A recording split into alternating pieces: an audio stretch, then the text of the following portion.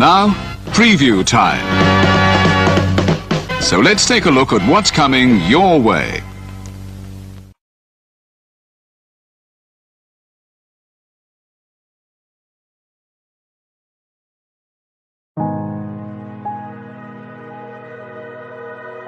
Gary Hebert, the man, the myth, the legend. I was amazed, and I was looking to become a better skater myself, and I wanted to be like Gary. When you look at a guy like this, he's one of the most talented people in his profession. He's been given gifts by God. It can get frustrating at times when you're trying things that, that maybe don't come as quickly to you as other things. And, you never really felt that sense of frustration with Gary. It was always about improvement and positive reinforcement. Was it really the end? Was that head injury really the end? God has called Gary to continue to be a blessing to others and to be a passionate example. My name is Gary Hebert, and this is the World Academy of Hockey, otherwise known as the Inside Edge. I would recommend anybody that have a chance to come to his hockey school. I think it'd be well worth it. It'd be rewarding to all the kids and anyone he coaches, from whether it's an adult, a professional player, to a little kid like a Mike or a Squirt. Gary, from day one, has been instrumental to my hockey career. I started out as a potential Division III player, and Gary brought me single-handedly through high school and into a top Division I prospect. I owe it all to Gary, the biggest legend on and off ice there's ever been. Listen, watch, learn, be confident, and have faith. Those are the answers I was brought to. Yet, I only now am really learning how truly important those 5 things are. Through preparation, through appropriate thoughtfulness and thinking, we can learn to untie the typical knots between our ears that drive us into underachievement and underperformance. And lo and behold, we can learn, I think, to fulfill our God-given potential. Gary has the innate ability to make people not only better players, but better people. The life lessons they learn from Gary are incredible. You can always remember leaving that rink knowing as a player I got better, or I had something to improve on to get better. And I think that's what you excelled on as a coach, is giving us the knowledge to know what we needed to do to get better. There's coaches who know the game, but can you communicate and create passion in your kids and in your players? And Gary's able to do that. Gary's got great knowledge and the great hands, but more importantly, his ability to connect with people and care for them. His communication skills, to me, really stand out, separate him, and that's why he's one of the best, in the world. Gary's a legend.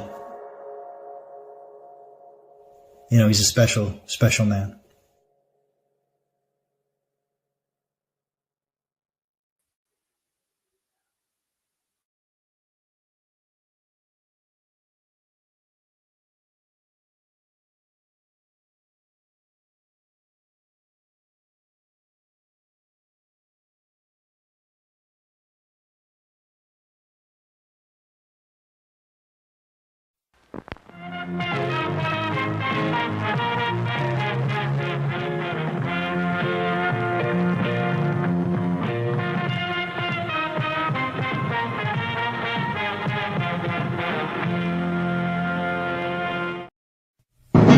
The Jeff Meacham Network's Multiverse of Media.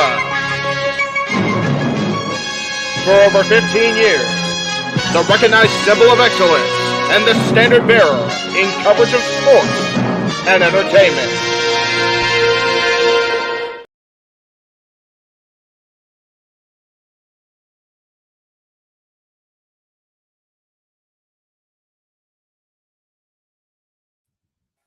Ladies and gentlemen, welcome once again to the JMN Multiverse of Media Live. Watch live events cover 2024. Hashtag we gonna die, but I'm gonna survive, as we bring you now virtually to Glasgow, Scotland, as the WWE presents their latest international PLE.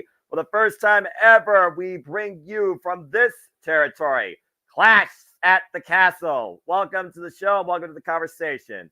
Hello, everybody. Of course, I am the Simple Man, the Simple Brand, the voice of JMN Forever, great for professional wrestling. Damn it. My name is Noah Foster. With me, as always, is my Carl Anderson, all things WWE, the Renegade of Wrestling, JJ Williams, as we are on the countdown to Clash of the Castle Scotland. Of course, we are just a little bit under an hour away. And by the way, everyone's predictions, they are now final. So good luck to everybody that is participating in and out of NoDQ in the Simply Predicting community.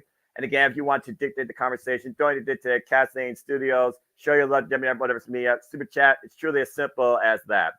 Well, JJ, here we are once again. Another WWE International PLE, another first time explored territory.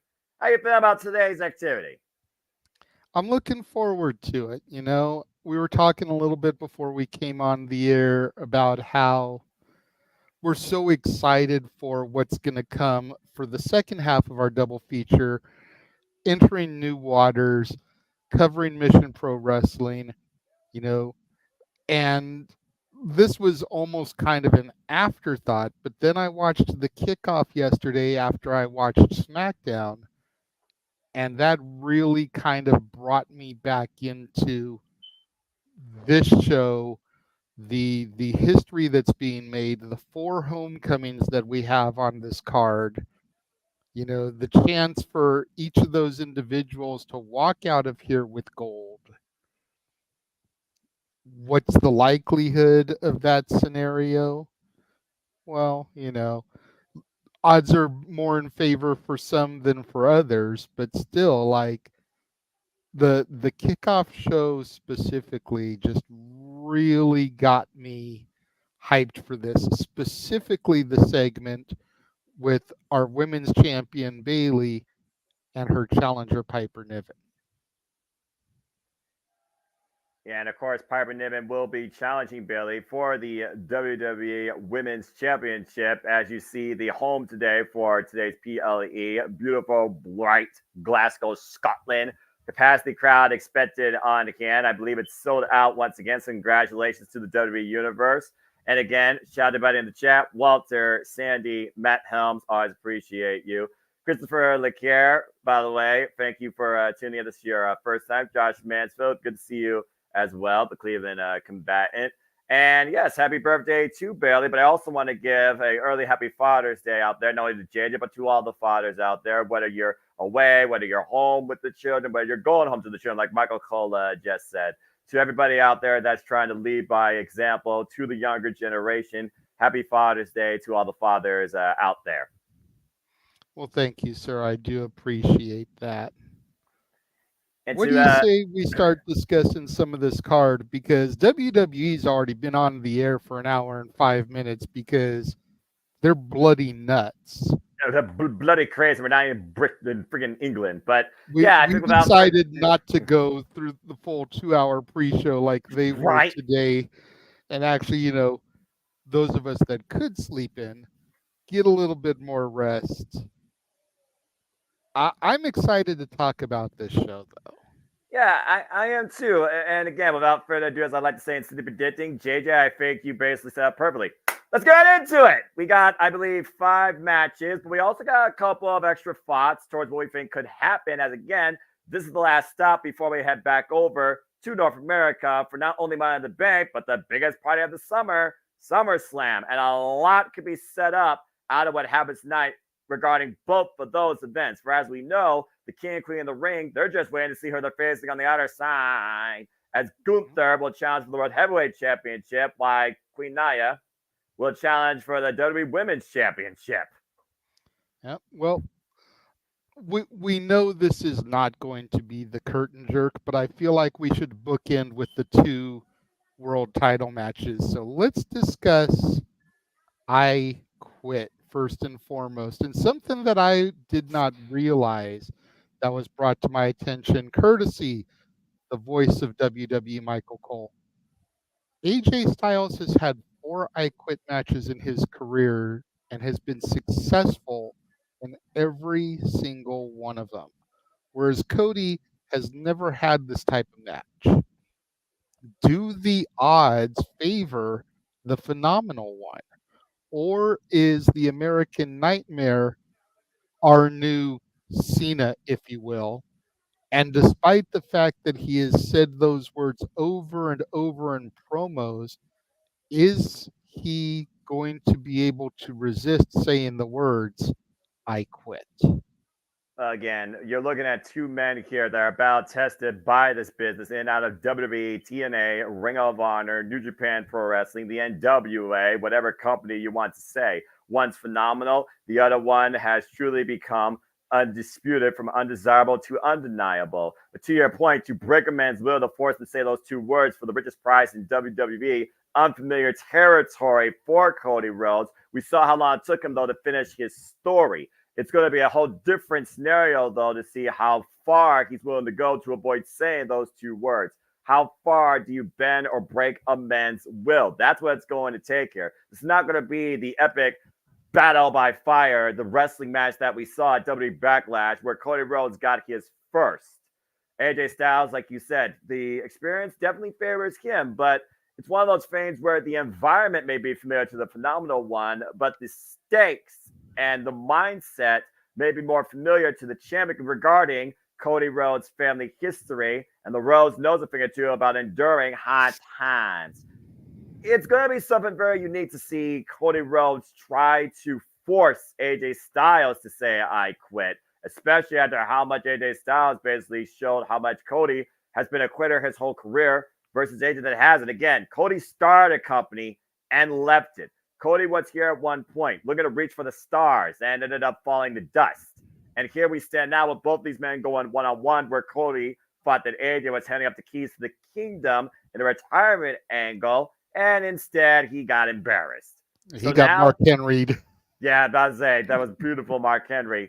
So now we've come to a point of no return. And you mentioned Against the Odds. By the way, go check out our Watch Along coverage last night, folks, for Tina Against the Odds. Phenomenal show. I really think it's one of those things where at the end of the day, you've got to consider what Cody was willing to do to get here. I think it's going to show how far he's willing to go to stay here versus how much AJ Styles wants to be back here. Let's not forget, AJ Styles was the WWE champion literally in less than a year in his inaugural WWE career. But it's hard to bet against right now the momentum that Cody Rhodes has had since returning home to WWE. That's fair, but a lot of critics are saying that Cody's championship run has been very lackluster since winning the title. And yeah, flip side of the argument could be, well, give him time, let it cook. But in a more business-minded era than WWE has ever been before, with the Endeavor merger and all of that stuff, how long do you let it try to cook before you pull the plug and you go to plan B? I'm not saying that I'm all for short title reigns, and I'm not saying that titles should be hot-shotted like they were back in the Attitude Era. But to a certain extent, I feel like that's what we're missing with some championship reigns, is a feud so good that you can bounce the belt back and forth a little bit until it gets to where it needs to be. We're in that dry spell that WWE always goes through between Mania and SummerSlam before things kick back into full gear. Could a title change here be exactly what the doctor ordered?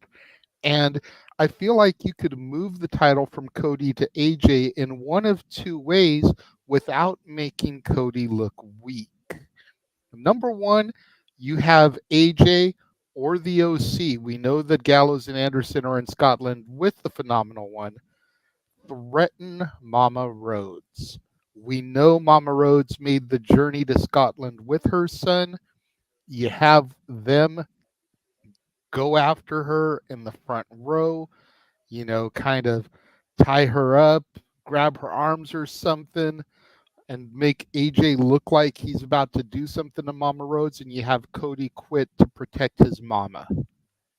Or you go the Mick Foley method from Royal Rumble 99, and as many times as Cody has said, I quit, gutturally, I quit. You pipe that over the PA system. Well, history. Then you transition the belt again without him actually saying the words, but we hear him say the words, and then we go into Money in the Bank in Canada, We get a rematch. We pop the belt back over to Cody as we get ready to head over into SummerSlam. Maybe AJ holds on to it long enough to show up at Slammiversary as the WWE champion before dropping it back. Could that be what we need right now in this cool down period before we get to SummerSlam? Well, I definitely agree that there needs to be a kickstart of adrenaline in someone else's soul, because right now there is no better baby face, whether it's a curse or a blessing, in WWE than Cody Rhodes. And why the reign might have seemed a bit lackluster, apparently he's been defending this possibly across every house show. He's been one of the most dedicated champions to this title since its inception as of late in the modern era. And again, like we talked about, bending a man's will. Finn Balor, Edge, Beth Phoenix took that, and Rhea Ripley still pulled the trigger on the concerto. History could definitely repeat itself, but in a country where VAR is more often asked during a football game, I just don't see that happening. It's going to be one of those things, though, where also you think about I quit. That's a scenario that feels like it has to be an end game, because I don't know how a man comes back when literally not only lose their prize, they lose their pride. And arguably one's more valuable than the other. And why the WWE Championship's on the line at the middle of the day in this contest, there's so much more on the line for both men in avoiding saying those two words. It's just really going to be something to see one of these two say, I quit. And arguably you could say the one that says, I quit, might truly quit on this pursuit for the championship. So that being said, I know we talked about maybe it being obvious, but again, your points of circumstance, suspension, disbelief. Let's just go ahead and just do it right now. Final prediction, JJ. Who do you have seeing or hearing or officially announced being the one to succumb to the two words, I quit? Who leads the championship? If I'm in Vegas, my brain tells me don't bet against Cody Rhodes. So I'm going to stick with my prediction for Cody, but my heart says AJ needs this victory, especially with the new relationship that's been forged with TNA Wrestling. I could see him as champion and the goodwill being a huge boost to their flourishing relationship. Yeah, again, at the end of the day, this new era, this Paul Triple H the Vic era, we're literally embraced by the man himself. It's just hard to bet against Cody Rhodes and what he was willing to do to go from undesirable to undeniable. Tonight, I think he's going to prove that he's absolutely unbreakable will. I got to go with Cody Rhodes retaining. What it means for AJ Styles on the other side of things as Slammiversary for the 20th time rolls around in the home that he built, TNA, that just remains to be seen, but it's hard to bet against Cody Rhodes. And again, shout out to everybody that's watching internationally, also apparently in the chat. Thank you for tuning in. Konnichiwa.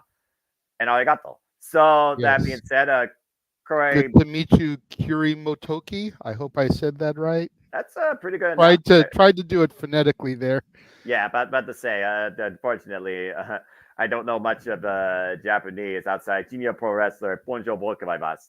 But yeah, that being said, it's hard to bet against the American Nightmare at this point. And you also got to consider there is that suspension disbelief, to your point, something simmering. We know the American Nightmare is holding on to something near and dear in his pocket that has an emotional connection towards another royal family. Now, whether or not that's teased going towards the biggest part of the summer, or dare I say, long-term storytelling, where you truly place your bets, that's a whole different conversation if you smell what I'm cooking. See, all right. And here's another thing that's been going through my mind since predictions, and I just want to throw this out there as a potential as well. Go for it. You think about 2 years ago, in the title match, Drew McIntyre, Roman Reigns, we saw the debut of Solo Sikoa to the main roster at Clash at the Castle. Could we see a debut coming up this year at Clash at the Castle? And I'll talk a little bit more about who I'm speculating when we get to our main event. If there's one thing we learned during that Onai family tree presentation, the branches and the roots run very, very deep in this wrestling industry. I would not rule it out, especially what we saw at Dominion for those that watch it like me as I watch all things wrestling. That being said, that's one match down. Let's go ahead and move forward from the men to maybe the women. What are you thinking? I'm thinking let's get into our first women's match. Great minds think alike. And the first match where we have a homecoming here as Alba, Fyre, and Isla, the Unholy Union, along with Shayna Baszler and Zoey Stark, look to challenge Jade, Cargill, and Bianca Belair for the women's tag team titles. Now, this match on the surface, I feel, should be very cut and dry.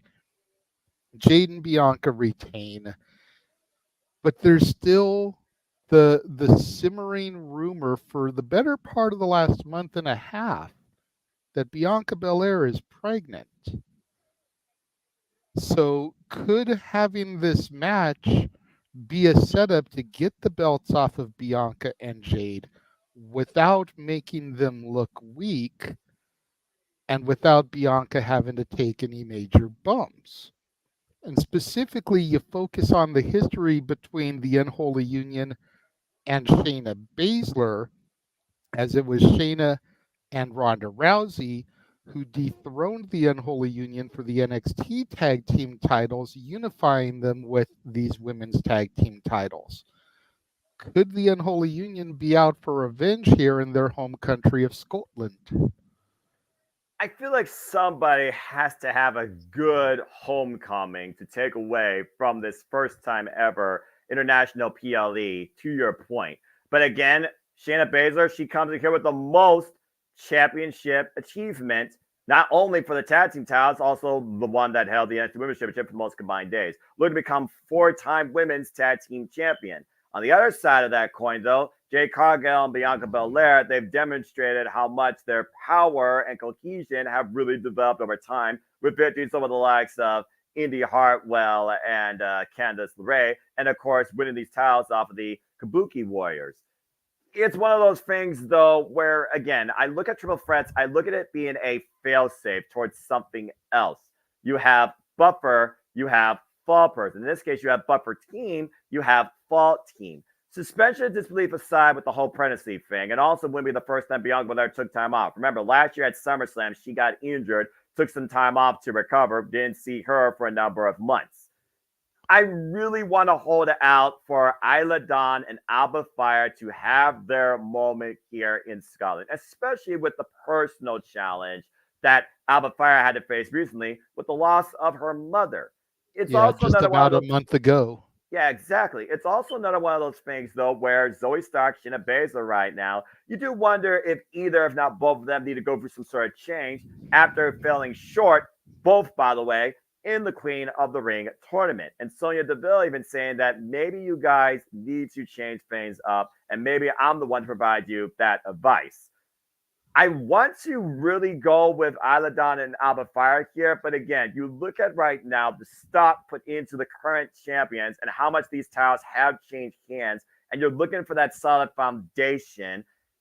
You have to look at Jade Cargill and Bianca Belair definitely being the biggest threat. And truth be told, Zoey Stark, Shayna Baszler, I saw live on Monday Night Raw, they literally beat the Unholy Union in less than 5 minutes, and Shayna right now is more pissed off than ever after literally putting Isla Dawn to sleep. It's but did that potentially light a fire under the Unholy Union now that they are in their home country? Especially because it's embarrassed like that. Yeah, this is their second match, of course, since being drafted. And they created this opportunity for themselves after costing Zoey Stark and Shayna Baszler their match against Bianca Belair and Jade Cargill. So it's just one of those things where, again, triple threats are usually predictable formula, but they can have an unpredictable outcome towards that. And I also know that an Unholy Union practices a little bit of witchcraft. You follow NXT. Don't think some sort of like black mist or dark voodoo could come into play here. That's not out of the realm of possibility. I want to go again with the challengers, but it's hard to be against the champion. So in conclusion, as we give our final prediction on this, as much as I want to be wrong and hope that Isla, Dawn, and Alba Fyre get the win, I think they're putting too much stock right now into Bianca Belair and Jade Cargill to try and lead this division. I've got to go with the champs retaining. Yeah, again, if I'm in Vegas and I'm a betting man, I'm betting on the champs because Jade Cargill went 508 days in AEW as the inaugural TBS champion, undefeated. Bianca Belair had a year-plus reign as the women's champion. You know, you put the two of them together, and how can you bet against that, to be real?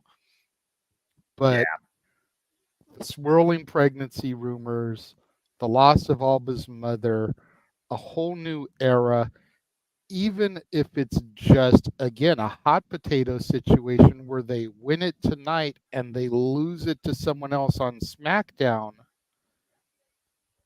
could we be seeing new champions?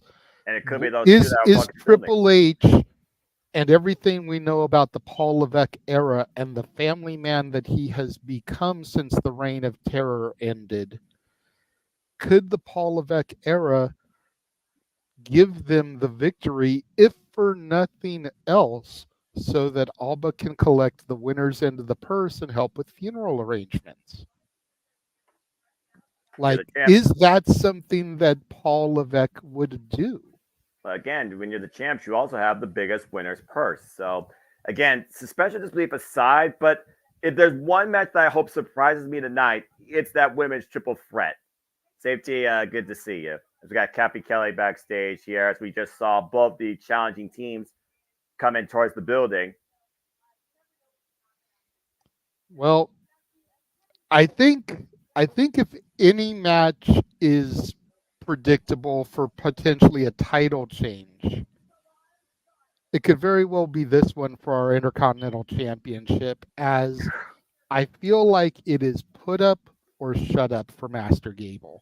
Third time the charm, maybe, possibly, asking it later, finally, good Lord Almighty. I mean, at the end of the day, and I love me some Sami Zayn, you know this. Did he really need the Intercontinental Championship at WrestleMania? No, he did not. Gable needs something. And whether we see Otis snap and help Master Gable and officially solidify Otis's heel turn as well, whether we see Otis snap and accidentally cost Sami the title while trying to get vengeance on Master Gable, I think Otis is going to be the key X factor here. And I think it's going to be the latter as opposed to the former. He's going to snap.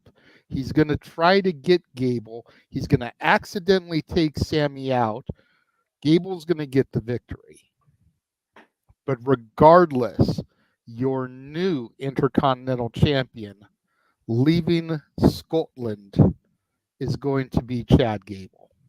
It was literally 2 years ago at Clash of the Castle where we saw the match of the night for the Intercontinental Championship held by the former champion, the lean General Gunther, go one-on-one in an absolute bang-up for the ages against Sheamus, the only title that Sheamus hasn't won his entire WWE career, looking for that Grand Slam. And Gunther retained. Here, though, 2 years later, we're looking at an opposite result in crowning a brand new champion as this title takes center stage at the castle.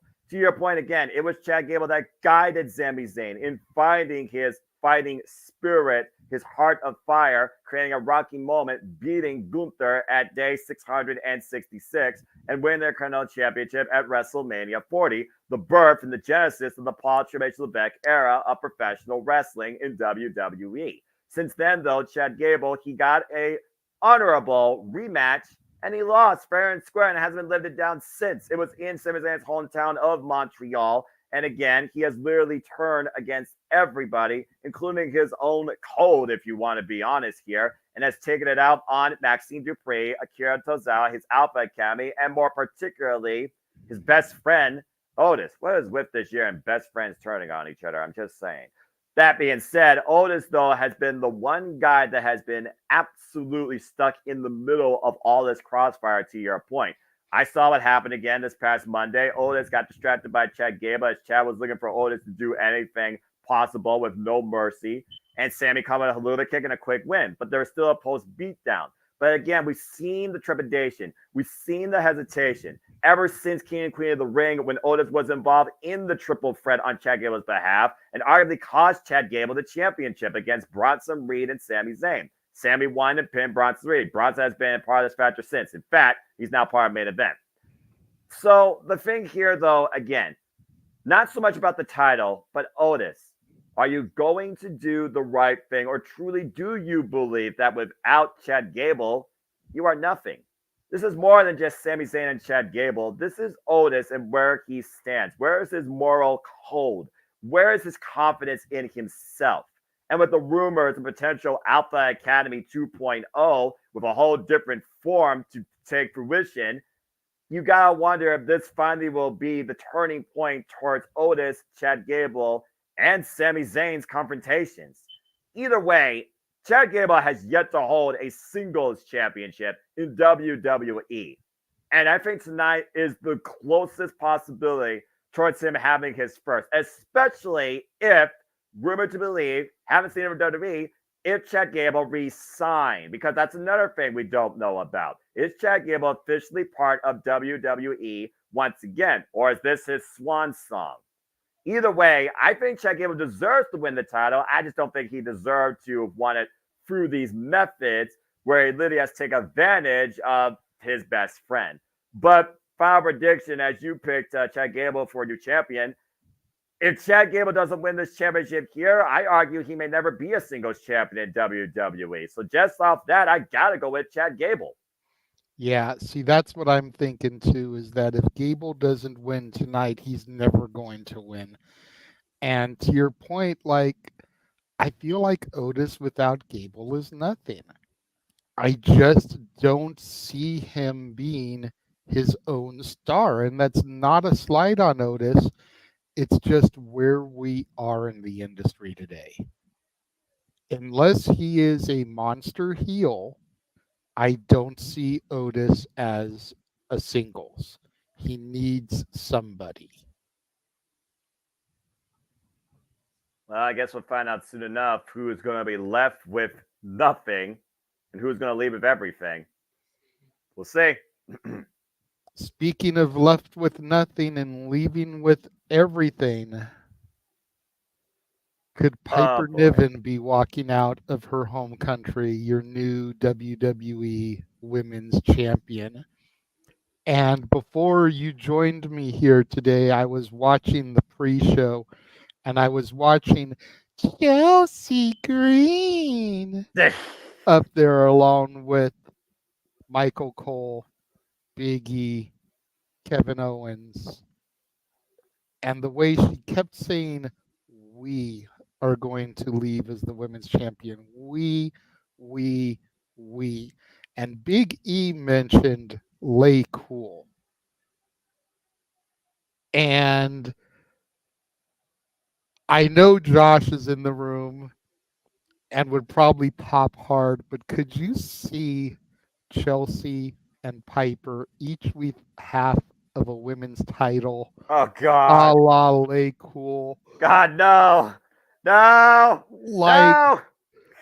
I could see this happening, yo. Oh, my gosh. No. I don't think it happens tonight, unfortunately. I love Piper. I have been a Piper fan since I first saw her when she was still Dewdrop. I saw something in her. And personally, I feel there's more money in a Piper Nia match at SummerSlam than there is in a Nia Bayley match. Because I feel that when you get two women that are the size of Piper and Nia, and don't call me sexist in the chat, y'all, I'm not trying to be a dick about it, but when you get two women that size in the ring, it's a battle of the behemoths. You know, we joke about big meaty men slapping meat.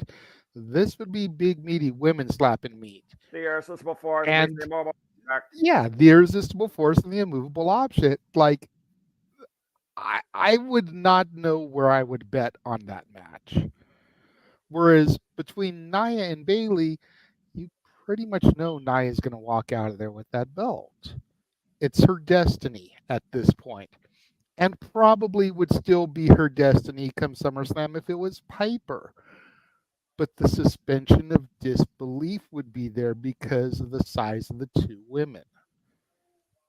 Yeah, it's one of those things. We talk about the size of the fight in the dog versus the size of the dog in the fight.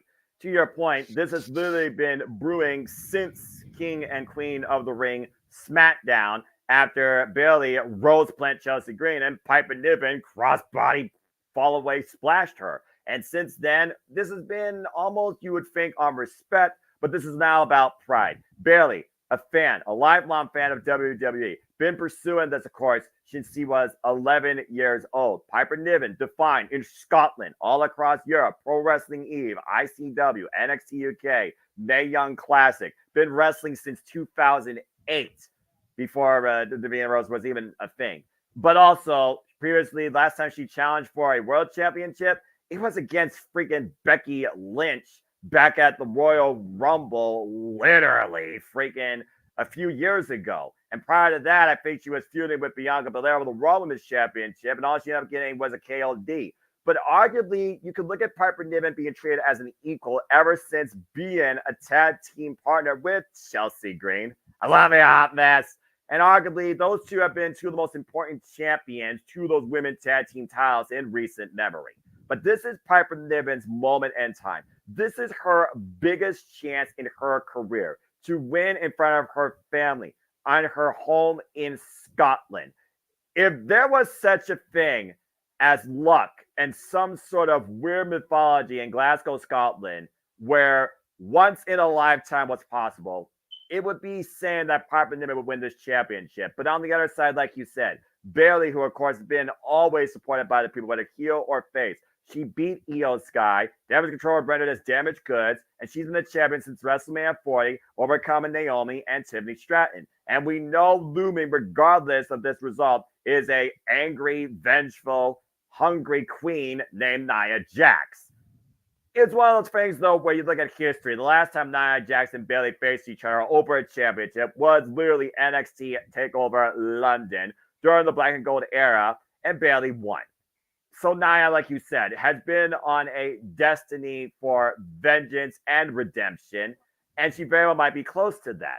But part of me really wants me to see Piper Niven finally have her moment. But you said Chelsea Green, and she kept saying, we. Is Chelsea Green trying to make this more about herself than Piper Niven? Because she's not even involved in the card tonight. And could that be Piper Niven's downfall? Since day one, I still was a little bit concerned with the fact that Piper Niven and Chelsea Green were a duo, and yet somehow they've been able to coexist for the longest time and been there for one another. I want to think that Chelsea Green has Piper Niven's best interest, but at the end of the day, this is about Piper Niven, not about the team. So final prediction, though, again, you got to look at history. You got to look at stock value selling. You got to look at the drive. You also got to look at Chelsea Green's unpredictability, in which one mistake might ruin everything.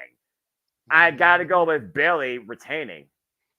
Yeah, again, as much as I would love to see Piper walk out of here with the gold, and especially since you could kind of say for Bayley what we were saying for Cody, and her title run has kind of been lackluster.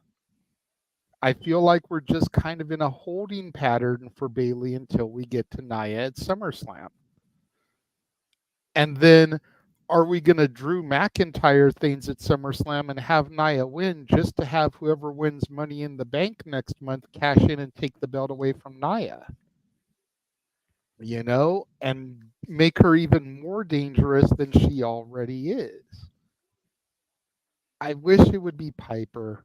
Money says it's going to be Bayley, and we could very well, Noah, by the time we hit open mic night tonight, have Bayley and her biggest super fan as women's champions of their respective companies. Izzy Moreno, who's literally been training since 10 years old, currently 17, after winning the NPW Cup against Mr. Bravo, of course, in a unique Stampede match, now has the biggest chance of her young career to dethrone La Princesa, Tiffany Nieves, who's been champion now and unstoppable for nearly a year.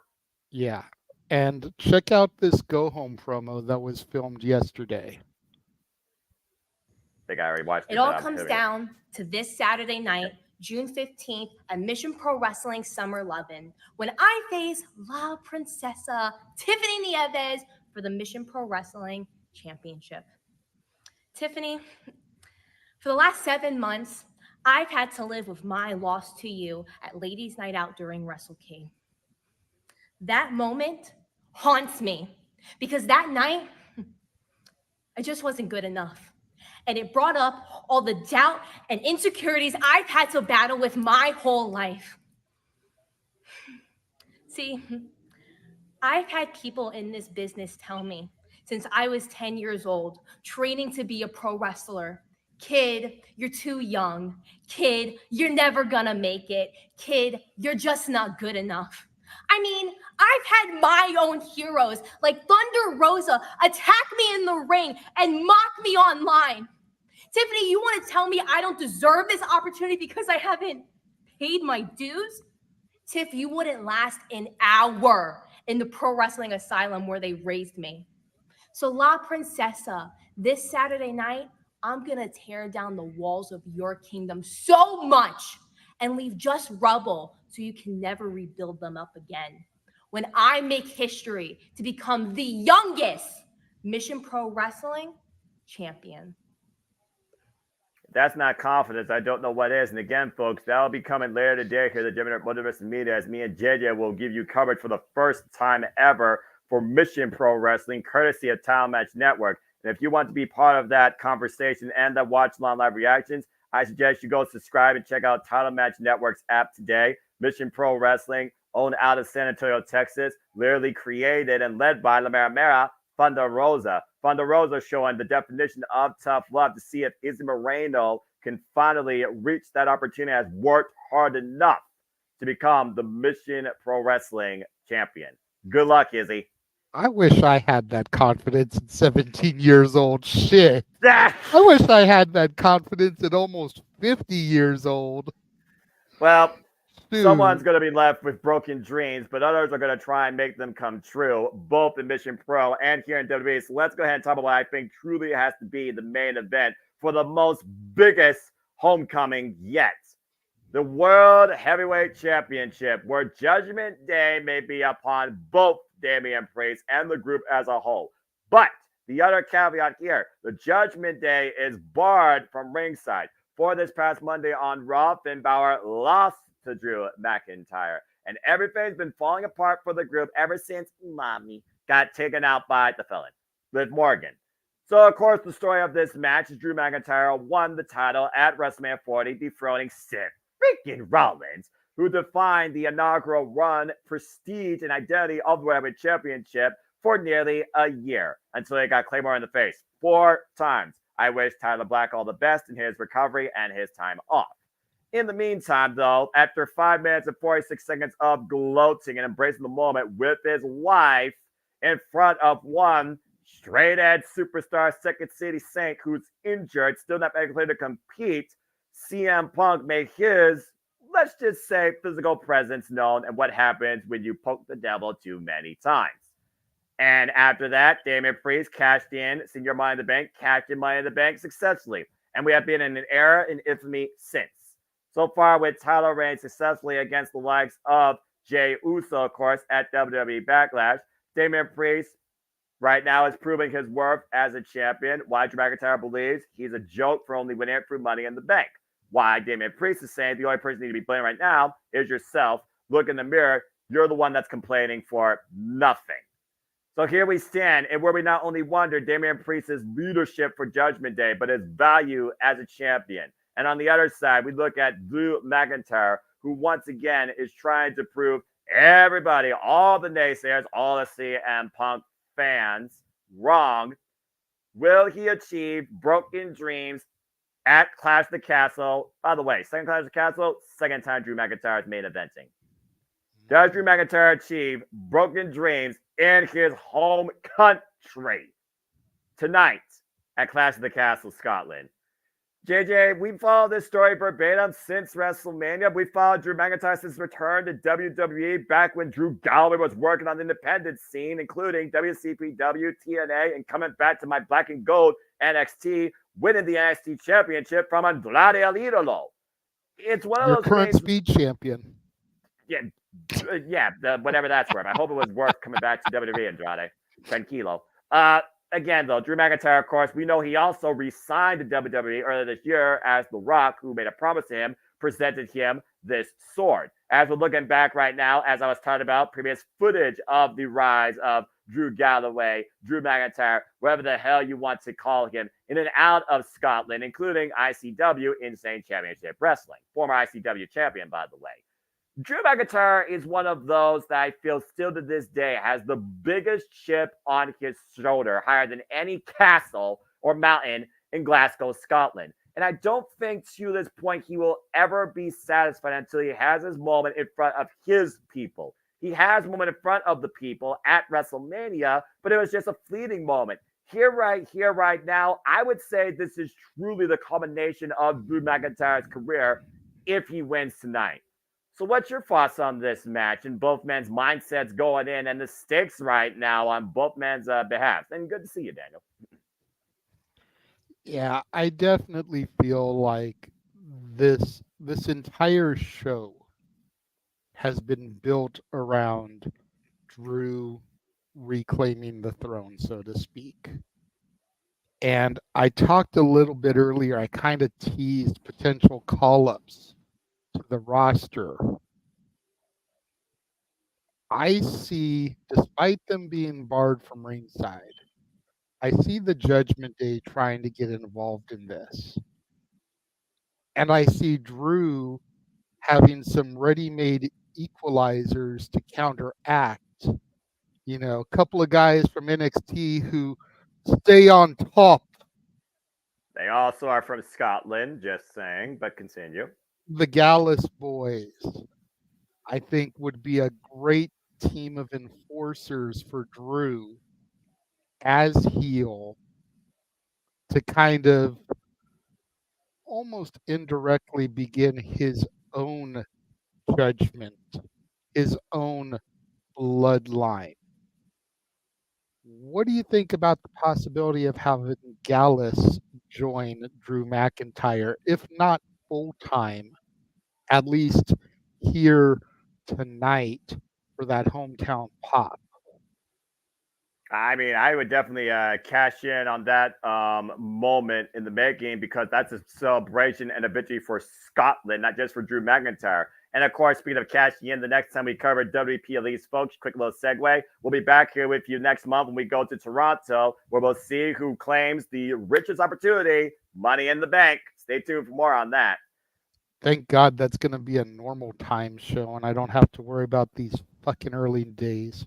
But as well as SummerSlam Saturday, August 3rd, where let's also keep in mind an added factor here. Whoever wins tonight has the Ring General, the King of the Ring, waiting to make the World Heavyweight Championship and WWE truly sacred.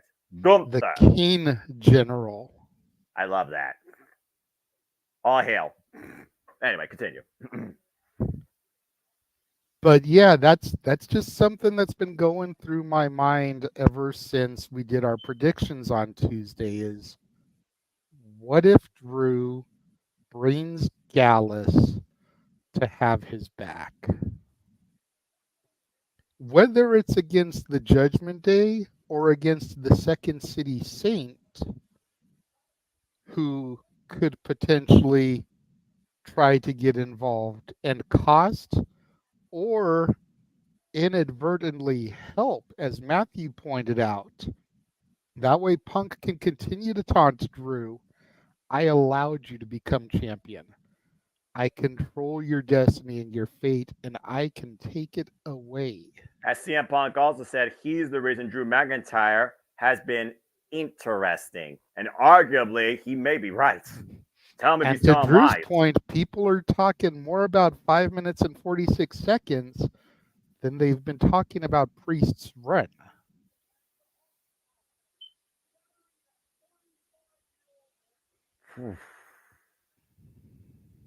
That's got to be eating away at Damien Priest, even though he's so proud to represent his culture of Puerto Rico, of course. Yeah, as embarrassing as that might be for Drew, they're still talking about that more than they're talking about Priest. And he's got a valid point there. He really does.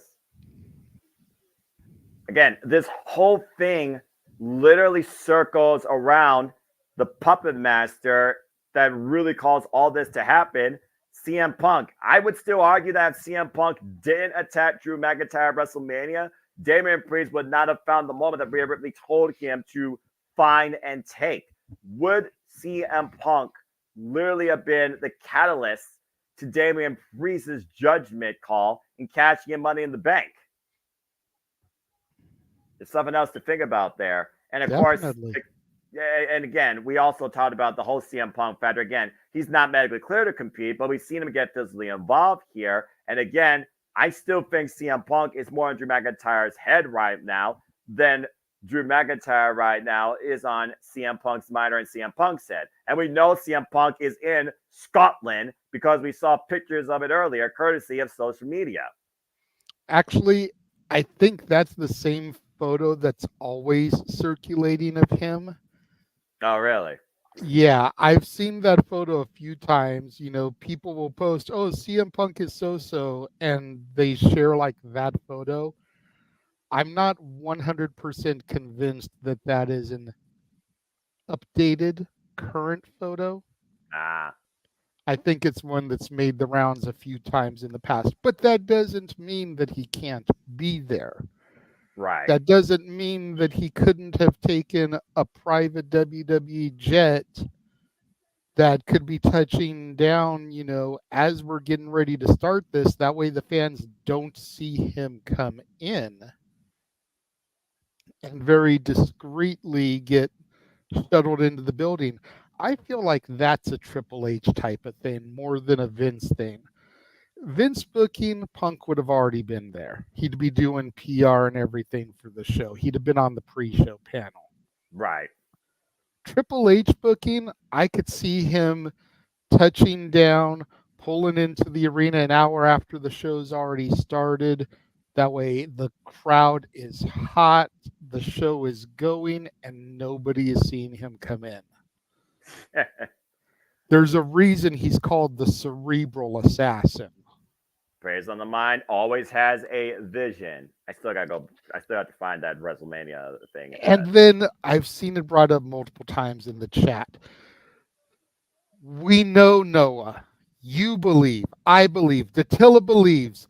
Yes. Do we see Joe Hendry tonight? Look, I just wanted Joe Hendry. Even if it's just on the Tron. Yes. Do we see Joe Hendry? Do you believe that we will see him this evening? I believe we will hear and see Joe Hendry in some capacity because the fans are going to say his name. I guarantee you that. All right. I guarantee you. And as I said his name, he appears because we believe in Joe Hendry. But I think it would actually be really interesting, though, considering Drew McIntyre also says he believes in Joe Hendry.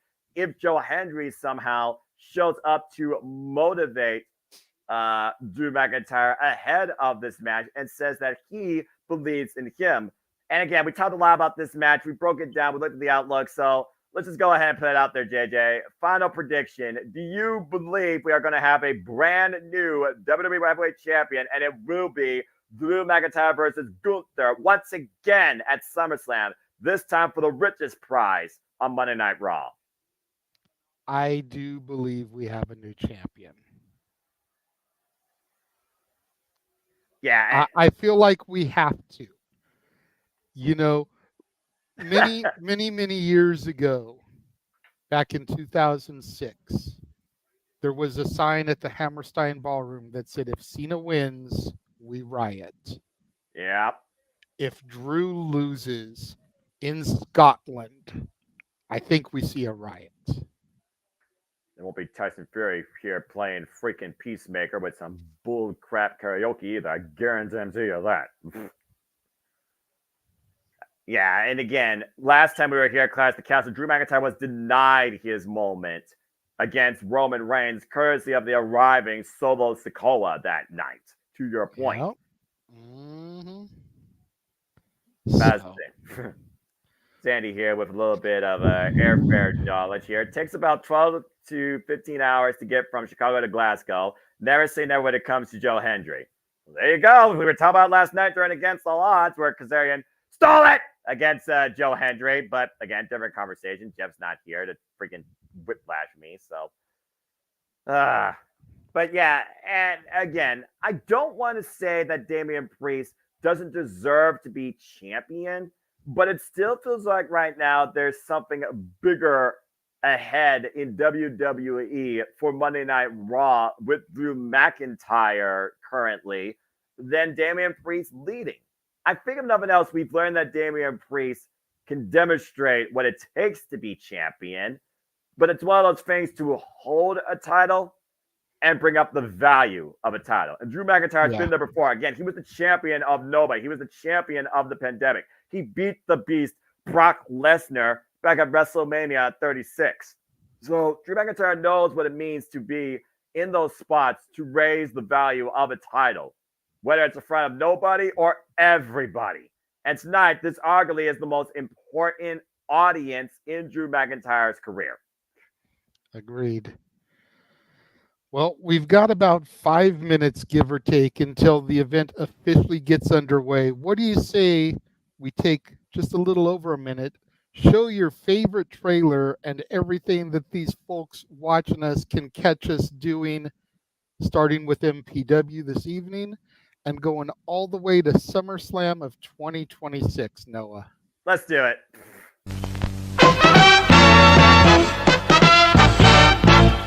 And now, preview time. So let's take a look at what's coming your way.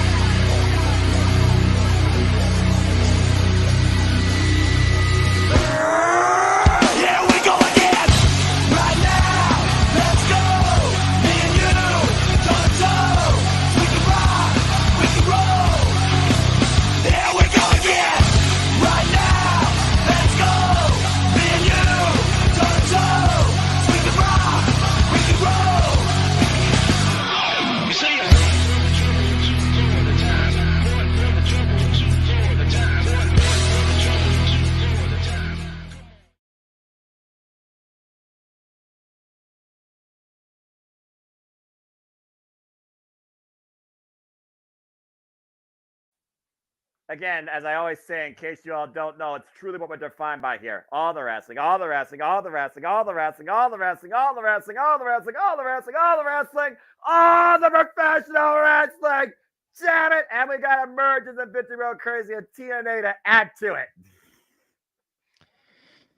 Yeah, they got to go and freaking screw me over. I make brand new trailers, upload them into the system. Oh, let's give you some new shit. You knew. You Come thought on. that you had me updated. Come on, JJ. You know by now they do emergence in August and Victory Road in September. And you know at Victory Road or emergence they're going to announce Bound for Glory. We got to get the fall schedule together. But speaking of fall schedules, I do wonder with the fact that we're talking about prohibited portals, forbidden doors, you know, granted gateways, whatever the hell term you want to call them. We know we got an announcement coming from WWE regarding Pro Wrestling Noah and a certain WWE superstar will be part of that announcement. I got to imagine Shinsuke Nakamura. And with the fact that we're seeing the WWE formula, the business plan come to fruition, it seems, where they're trying to turn maybe the big four into 2-day spectacles and everything else internationally, could we be on the verge of a WPLE coming from Asia or Japan? I think so. I've been saying for a minute that that's a WWE show in Japan or at the Tokyo Dome and a WWE show at Arena Mexico are like the two things that I am waiting for the most. And we just haven't seen it yet. But this could be the announcement for the Japan show. And again, folks, if you want to find out what that major announcement is, go to Abima's pay-per-view service and check out the latest show, courtesy of Pro Wrestling NOAH, as Pro Wrestling NOAH and WWE revealed that both companies are to make a major announcement at NOAH's Yokohama Buntai event, June 16th. That is tomorrow. And of course, the last time we saw Noah and WWE collab, it was Shinsuke Nakamura taking on his idol, Great Muta. Yep. Again, there's so much happening right now. There has never been a more exciting time to be a professional wrestling fan than this moment. With NXT NA, with WWE and Noah, with CMLL, Stardom, AEW, and New Japan Pro Wrestling, with Defy and Progress and everybody coming together with these unique collaborations and one-of-a-kind events and opportunities. And again, I will give credit where all credit's due. Tim and Patsy impressed the shit out of me. Definitely be proud against Jordan Graceless, not against all odds. Well fought, NXT. But TNA still leads predominantly. So says Jordan Grace. Anyway, and again, this Tuesday, we also know this NXT is going to be very interesting as a 24-man with top of Battle Royale will include participants from other locker rooms as we try and determine who challenges Trick Williams next for the NXT Championship at Heatwave. And to Sandy's point, who's always been a Japanese professional wrestling fan, Connie Steele, like me, Noah announced last Sunday Destination Budokan will be on Abima pay-per-view. Believe WWE could be involved in that. Quite possibly, and of course, Marigold, to the point that Matt was bringing up, Marigold, the new promotion star by Rossi Ogawa, Genius of the Sky, Io Shirai, Io Sky, former daughter of Stardom, will go one-on-one against the Queen of Roses, Utami Ashita, coming up next month. As we see the American Nightmare, Cody Rhodes, the WWE Champion, the Phenomenal AJ Styles heading towards the ring, and it looks like the I Quit match will kick off tonight's activities, folks. The countdown is about to hit 0, and Klaus Picasso is about to take the airways. Let's freaking go. Yep. That's interesting that they're going to start with that match. Let's go ahead and take this opportunity, remind the viewers at home, you guys may be a little bit ahead of us, a little bit behind us. Please make sure you do not post spoilers in the chat. Let us call the action, and then you can post comments reacting to stuff. We don't need you guys to give away outcomes, big moves, debuts, any of that type of stuff before we see it and ruin it. Failure to do so will result in the banhammer being thrown down. Boom. As we get a beautiful shot of the cliffs here in Scotland, the river. River, rocks, islands, all involved in Glasgow, Scotland. That's Scotland's largest city. This match may be long, and then that way they can cut times on other matches if needed to. Well, we already know there's always a time set limit to these WWE PLEs. And again, it looks like the I Quit match will kick off tonight's festivities. From you see the capacity crowd coming in. There you see the undisputed WWE champion Cody Rhodes. And again, you see the phenomenal AJ Styles, who, despite the fact he fooled us with his retirement, JJ, we know AJ Styles is on the tail end of his career because he wants to be a father towards his children. Similar to one, Bryan Danielson. As we see the WWE Women's Champion, Bayley, also coming in tonight to Clash of the Castle, who, of course, will defend this title against Scotland's own Piper Niven. And Chelsea Green is along for the ride. Gotta wonder if this hot mess will allow Piper Niven to finally get her own single gold success. No. You got to say her name right. It is not Chelsea. All right. Green.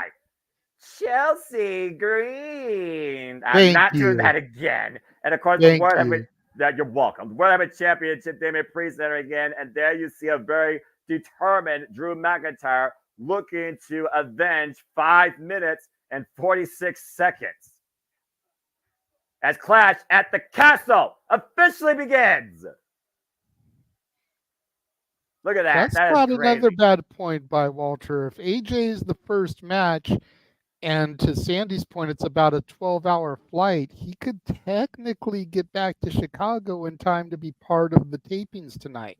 That's absolutely fair. For all we know, Cesaro Stadium might have a phenomenal return to TNA, as we saw last night. Spoiler alert for those that didn't watch. Jeff Hardy and the Hardy Birds are back together in TNA. As, of course, we got our cold opener here, as WWE loves to do. Yes. Talking about how important this is. This time being narrated by Glasgow, Scotland's own Drew McIntyre. Air Scotland, but close enough. I think they said yesterday the only one actually from Glasgow is Isla Dawn. And the same. The other Scottish people are from, 20 miles this way, 10 miles this way, but Isla is the only one actually from Glasgow. Glasgow, of course, the largest city, by the way, the capital city, I believe, of Scotland. So, again, Scotland, its own territory. As Drew McIntyre gave us a little bit of geography lesson, where last time we had Clash the Castle 2 years ago, it was in Cardiff. Not too far away from Scotland, but that is in Wales. Yes. And that's your geography lesson for today, folks. Closer to England than Scotland, but still. You're about to say.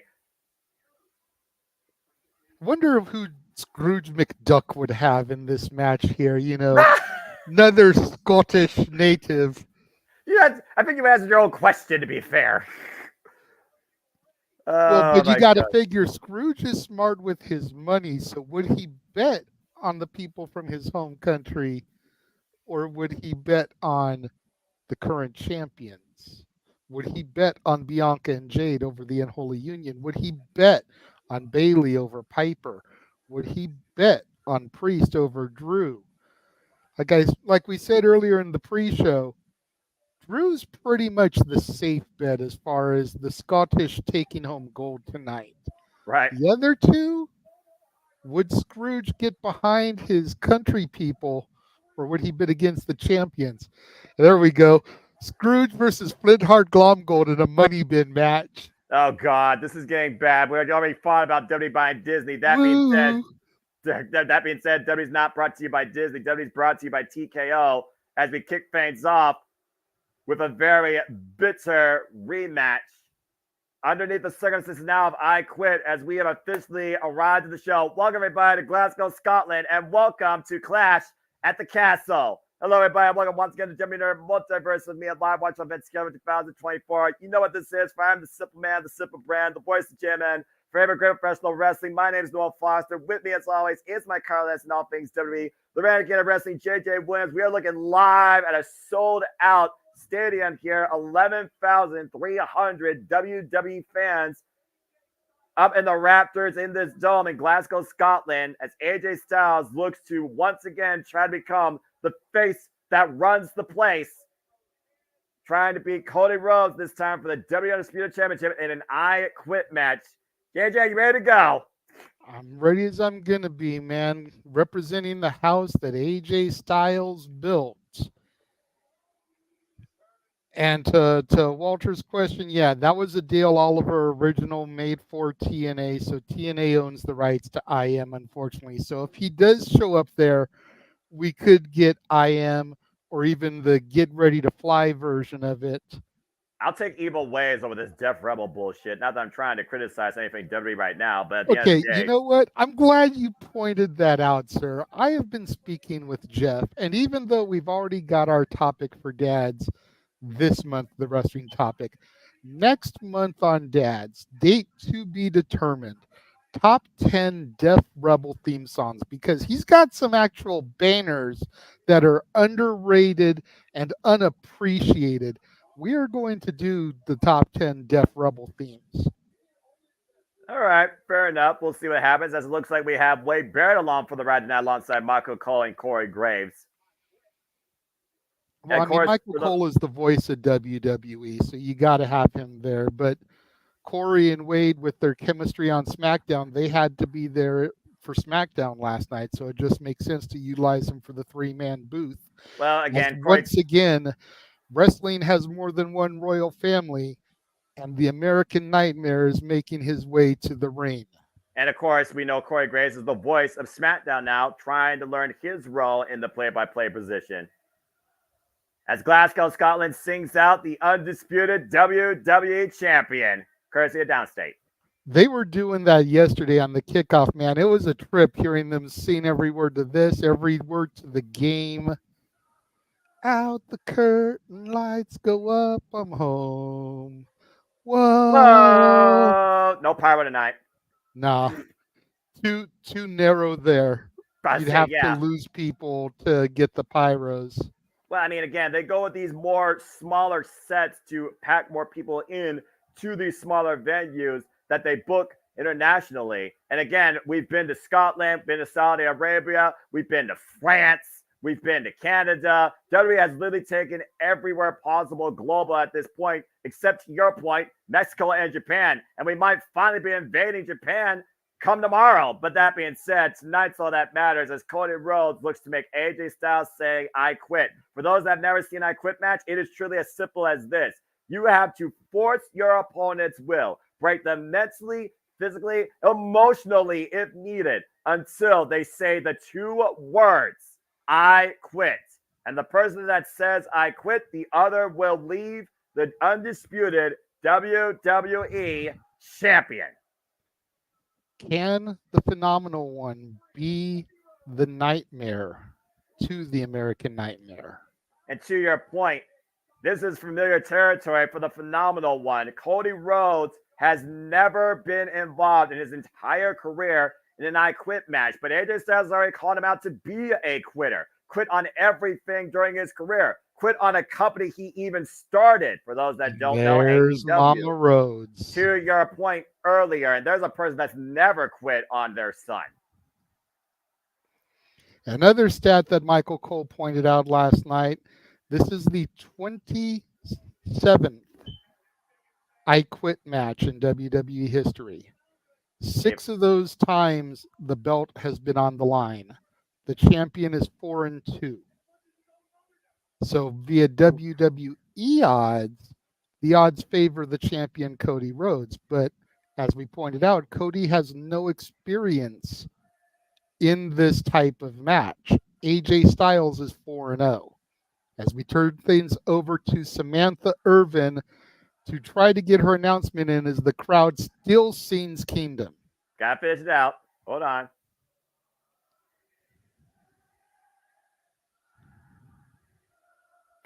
Well done by the Clash of the Castle chorus in attendance tonight. Look at that side. Look at all those bodies. Here we go. Oh, boy. And I went out Samantha Irvin's feeling good to see her with a positive demeanor, always focused on her job after Ricochet got taken out on Monday night. All the best in recovery. Challenger. Gainesville, Georgia, 47 years old, 25 years in the game. He is the phenomenal AJ Styles.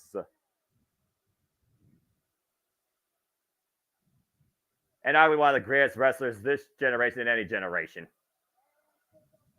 Opponent, Atlanta, Georgia, 38 years old, 18 years in the game, current undisputed WWE champion. God, that feels good to say about that title. The American Nightmare, Cody Rhodes. I love the fact, by the way, when he's not in competition, he literally holds it like Ric Flair and like Nick Aldis. Yep.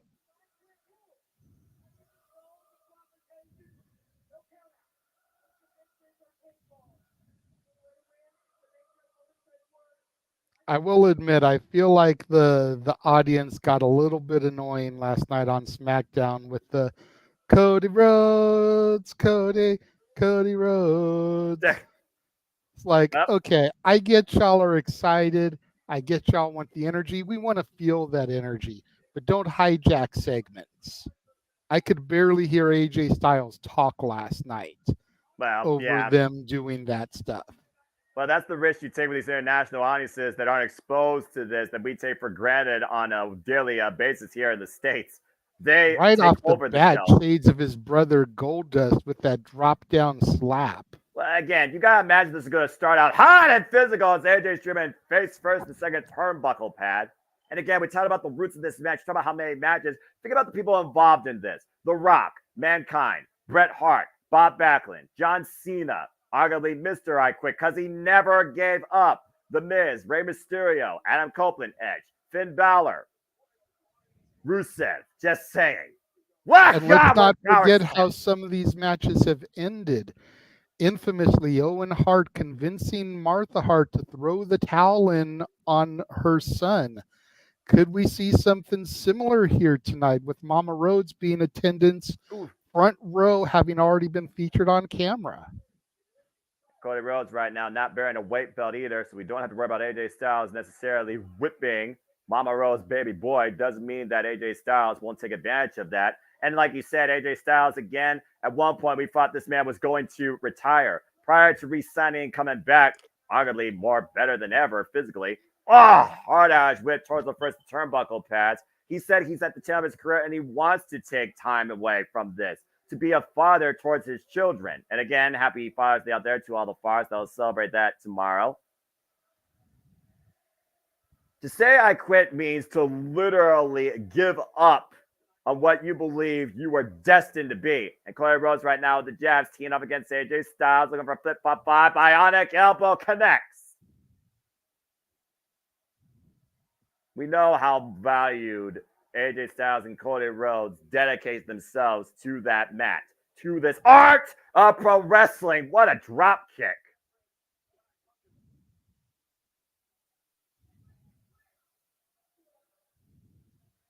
And of course, the referee with the microphone in hand to check and see if either man will say I quit on behalf of either participant or what he believes is an opportune time to ask said question. And again, hashtag WCastle is how you keep up the conversation on the Twix.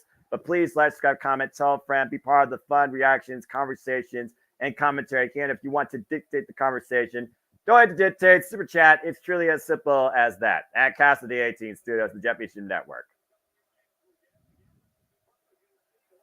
Again, anything goes. No disqualifications, no countouts, no pinfalls, no submission.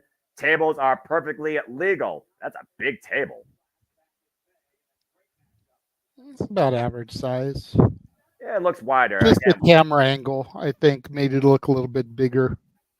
Possibly. But again, we've seen, blunder used internationally. Oh, my word.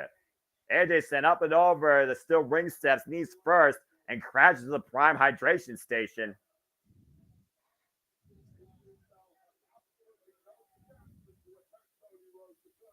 At this point, though, we know AJ Styles right now is going to be in for a fight. Cody Rhodes has been waiting to get his hands on AJ ever since being fooled. And AJ sent up and over into the WWE Universe.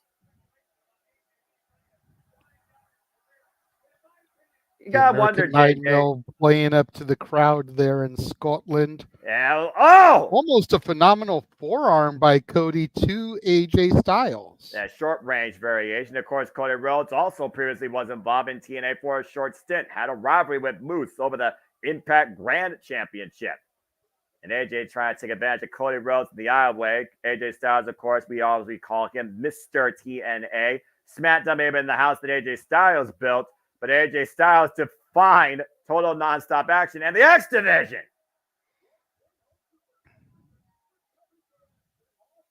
Oof. That probably was a glass of Guinness, I'm guessing Cody Rhodes just used. And a rake to the back. AJ Styles, of course, former NWA champion, former IWGP Heavyweight champion, TNA World champion, X Division champion, WWE champion, JJ. Just go ahead and say it, Noah. The man has done it all. Simple as that. Oof. AJ Styles to have the aggression now as it looks like AJ and Cody are going to the backstage area. Oof, jeez. Face first in the concrete wall.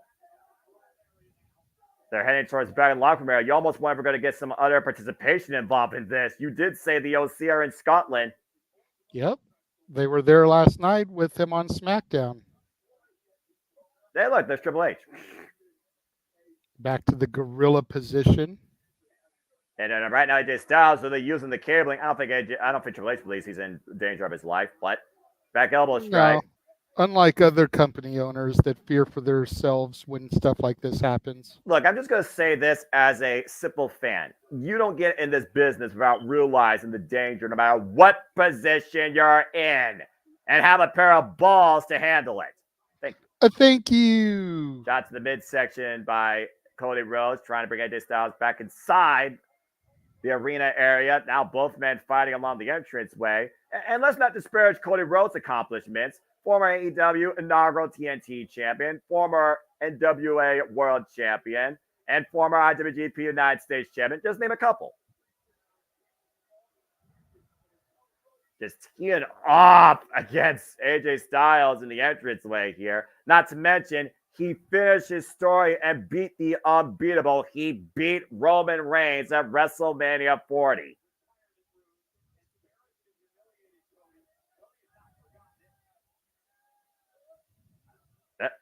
And now we have that table coming into our screen, and AJ Styles stopping himself from being planted face first in it. I mean, at this point, there's not really much of a story, but in case you're wondering why Jade is quiet, folks, it's just literally a match, a test of wills. It's an endurance battle. It's literally a war to force your opponent to say, I quit. And a fear for a leg lock might help. Well, that and, with you having reminded me about the TNA editions, I was looking for graphics for those. But yeah, there's not a whole lot. It's still way too early in the contest for anyone to utter the words, I quit. Yeah, about to say, you can hold on a figure four leg lock for 25 minutes, and I guarantee AJ Styles still won't say, I quit. But you know that you need right now is your own worst enemy. It could snap at any second. Cody Rhodes right now literally having this firmly planned middle of the ring. AJ looking for some sort of reprieve, and there is no rope break in an I quit match. Nope. Cody Rhodes, though, forcing the hold. Obviously seeing AJ Styles crawling towards the outside. You got to wonder if AJ was using those ropes for leverage to try to get a little bit of, momentum to break that. Yeah, the only way to escape a figure four leg lock is to reverse the pressure and roll through on your body, or literally find a way to literally find leverage. And I also wonder we also question one other thing about Cody Rhodes. We know he has the heart, he has the passion, he has the desire, he has the resilience. But does he have that killer instinct? AJ Styles was testing that during Backlash. Oh my God! Jesus. Both Huge men, vertical suplex. Both men going over the top rope, landing hard on the floor. And Thank AJ God Styles for those lost padded mats, but that isn't a whole lot of padding. Very thin. AJ Styles, that would have been better if he was on the apron, but AJ Styles almost lost his footing there. That could have been far more disastrous. Almost wonder if the plan was to land on the apron. Look out!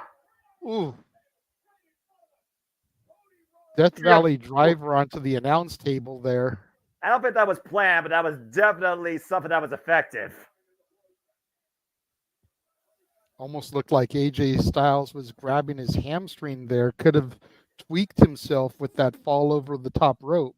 Uh-oh. Oh, my God! Buster. A brain buster on the announce table to Cody Rhodes. Look at it again here. Bam. And Cody's back hit the edge of the ring apron there, too, as they fell. Yeah, of course, that's the hardest part of the ring, braced by a steel beam, still with no give on a human spine. And now AJ Styles focuses his attack on the back and neck of the American Nightmare. Got to wonder if that back hitting the edge of the ring there is going to come into play here as the match progresses, Noah. Well, right now, AJ Styles just bounced Cody Rhodes in the timekeeper's area. Oh, he's got eyes locked on Mama Rhodes. I think Cody's already demonstrated and told us what that small little Cuban woman's resilience and heart is. Mama didn't call AJ an asshole. I rest my case. The potty mouth on Mama Rhodes and Cody is busted open. I repeat, Cody Rhodes is bleeding. Ladies and gentlemen, Cody Rhodes is bleeding. That means Cody and Dustin both have bled this week. The American Nightmare right now literally spilling red here in Glasgow, Scotland. And AJ Styles literally preying upon it like a predator. Yeah, he quite literally can see and smell the blood on Cody's face. Looks like it came from the temple there.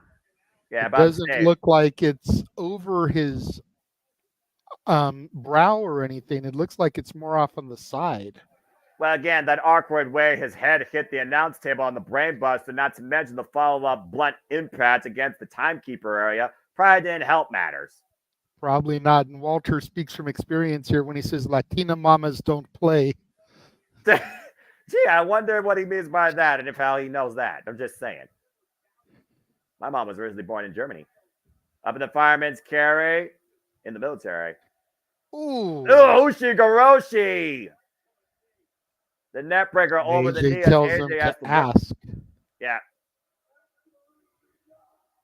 Defiant. Cody's screaming absolutely not. So, like you said, JJ, we are nowhere near the point of either man quitting here. And again, pride has to become a factor for each of these two proud men. But again, the way Cody's back hit the ring apron, the blood he's starting to lose, the brain buster onto the announce table, all these things are going to wear the American Nightmare down sooner rather than later. Is his title reign ticking? And is it only a matter of time before the Phenomenal One can call himself champion again? Right now, Cody Rhodes not showing any signs of weakness. Drop kick by AJ Styles. As Cody one of the prettiest drop kicks in the game. Definitely one of the prettiest. I'll give you that. As Cody was trying to build momentum, and AJ literally snuffed that out. Smiling like a Cheshire cat right now. Knows he firmly is in control. And of course, the more blood you lose, the more likely you're passed out. Yeah, exactly. And it still boggles my mind that the Phenomenal One has been doing this for close to 25 years. Right? He was in WCW during its dying days as half of the tag team, Air Paris. Formerly known as Mr. Olympia, started off literally in the NWA, the National Wrestling Alliance, back in 1999. Part of NWA Wildside, along with Ron the Truth Killings. That's what's up. Crowd letting AJ Styles know how they feel about him. But yeah, you figure TNA started in 2002 and AJ was there day one. And he was the inaugural X Division champion. He defined the division with no limits. And meanwhile, back by drop from the steps by Cody to AJ Styles to the floor. And somehow, like a fine wine, AJ just seems to get better and better with age. We're 20-something years in the game. You'd think a guy like him would have lost a step or two. He seems like he just gets better. There's a reason why he is the only one in this business called Phenomenal. Literally the encouragement for wrestlers like Will Ospreay and Kenny Omega. AJ Styles rolling back inside the ring, and Cody Rhodes looking to meet him in kind. Both men on their feet, both men squaring off in the center here. And Cody right now getting the better of this exchange so far with AJ Styles. And here comes the rally by the WWE Champion. Uh-oh.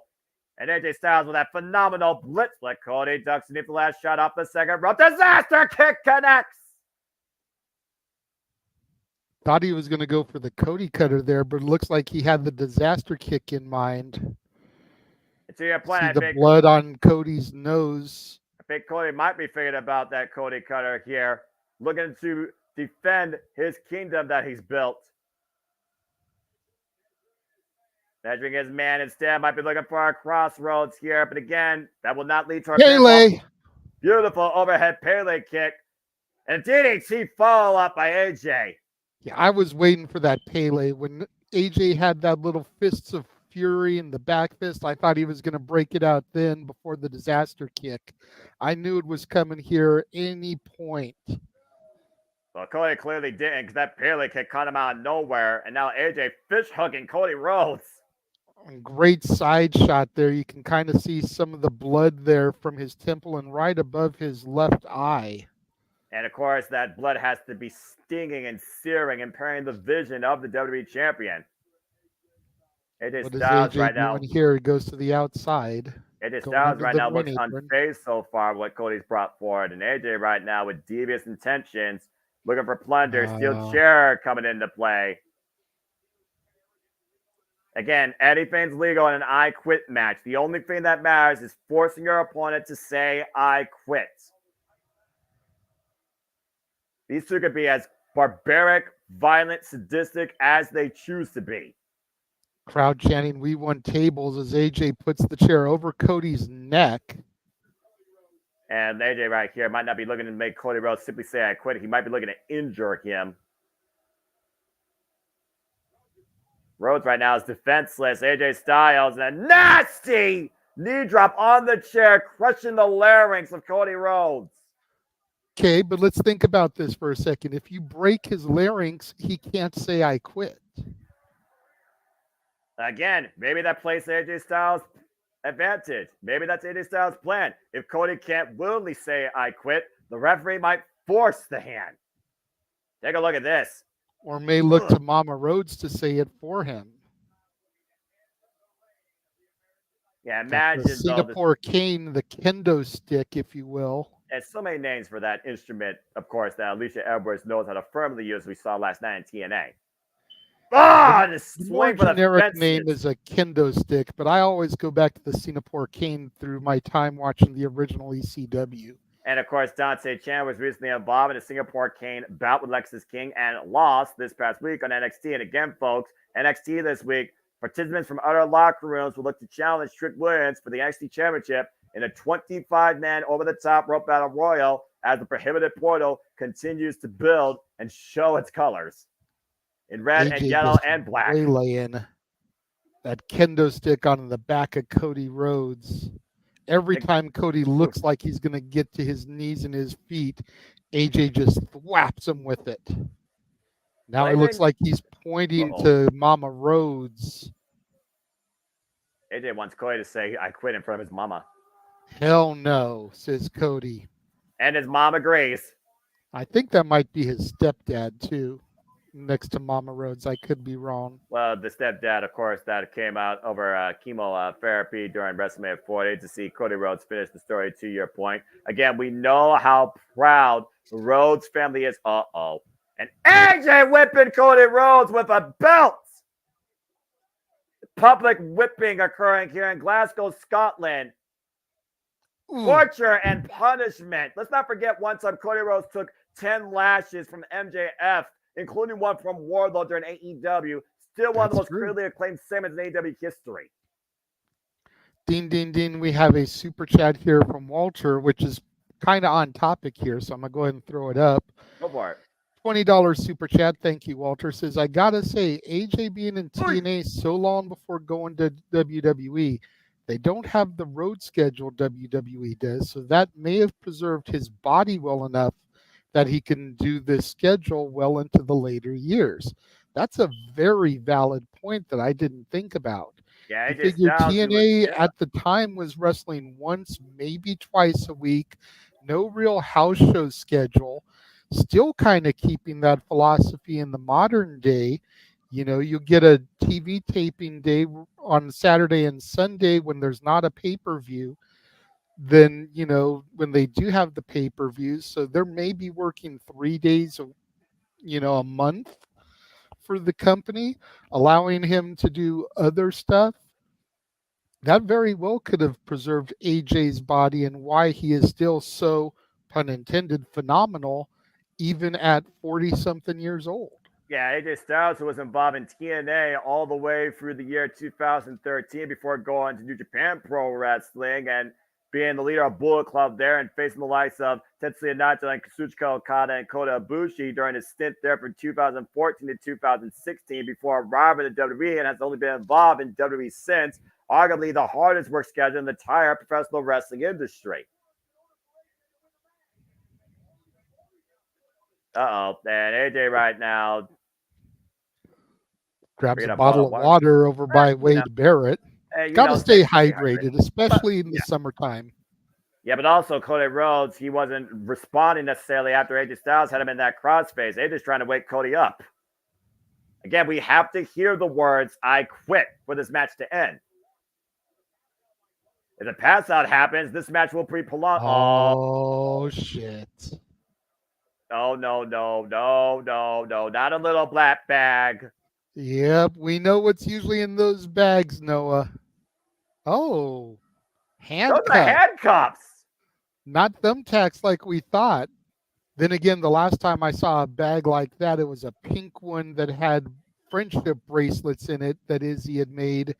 And then there was a blue one that had the beads. As Cody Rhodes gets handcuffed, arms behind his back by the phenomenal AJ Styles. Well, this is absolutely brilliant, but also extremely devious. Cody Rhodes can't defend himself. And again, the Singapore Cannon, AJ just unleashing on the champion. And Cody has no way to defend himself with his hands cuffed behind his back. Laying on the mat right now. Again, very proud champion. He will not beg for mercy. And I'm pretty sure his mom will not do that on his behalf either. And AJ's got his eyes back locked on Mama Rhodes, jaw-jacking her. Oh, boy. Trying to see what he's saying. He says, "You're all talk." Oh, Mama Rhodes just slapped the taste out of the phenomenal one. And again with a paintbrush. And a third one, but AJ looks unfazed. Well, I mean, at this point, AJ has the chair going up to Mama Rhodes, Noah. I'm about to say, all AJ did was instigate Cody Rhodes' murder, but also what Cody Rhodes' mama had done is just really pissed off Phenomenal One. And now a chair to the back of Cody Rhodes. All this embarrassment that AJ Styles is trying to do at the expense of Cody Rhodes for the WWE Championship. Somehow Cody has got the cuffs to where they're in front of him and not behind his back. Wonder if he was able to position himself and put his legs through it while AJ was jaw-jacking with Mama Rhodes. I'm about to say, the more that AJ Styles literally tries to make this personal with Mama Rhodes, the more chance he gives Cody Rhodes to find a way to get back in this. And right now, a steel chain wrapped around the elbow of the Phenomenal One, looking for a loaded phenomenal forearm. AJ in position. Cody Rhodes up to his feet. Hello, good Lord! Oh my God! He just chucked the chair at him, Sabu style, calling AJ to fall off of the top rope, trying to springboard for the phenomenal elbow and land through the table. Good grief. 3-point impact. Chair, apron, table, floor. AJ Styles is down in Cody Rhodes right now. Not only sees the steel chair, but the key to his freedom of those cuffs. Cody right now dragging himself towards the key to those cuffs, and AJ Styles is down and out for now, for sure. Crowd chanting, "This is awesome." Remember, this is just our opening contest. About to say, for the richest prize in WWE, the undisputed WWE Championship, Cody Rhodes back to his feet, and Cody Rhodes is free from those cuffs as he's uncuffed his hand. AJ Styles somehow rolling back in after that impact. Oh, man, and a loaded shot to the head of AJ with the cuffs. Cody Rhodes right now, I think he's trying to unlock the other handcuff from his right wrist. And Cody Rhodes now is officially 100% free. AJ Styles comes in, hits the top turnbuckle pad. And Cody finally thrown away those cuffs. And AJ Styles busted open now. Both men showing the shade of red. And Cody right now on the onslaught. Breaking the odds on the second rope. And a Cody Cutter connects. Finally lands that Cody Cutter, and the nightmare is pumped. Let's go fired up. Listen to that place. And Cody Rhodes looking to lock AJ Styles in. Crossroads. But you can't get a pinfall here, Cody. One crossroads isn't going to make AJ say he quits. Well, how many does it take, JJ? That might be the answer Cody's looking for. How many licks does it take to get to the Tootsie Roll center of a Tootsie Pop? Let's find out. Second the world crossroads! may never know. AJ Styles, also though, if AJ Styles is incapacitated, he can't say I quit. Exactly. You can't say it, then you can't lose. Now, what's Cody doing here with the chair? I think we're going to set up for a crossroads onto the chair, Noah. Steel chair, center of the ring, to your point. Cody has AJ hook. Crossroads face first to the steel chair.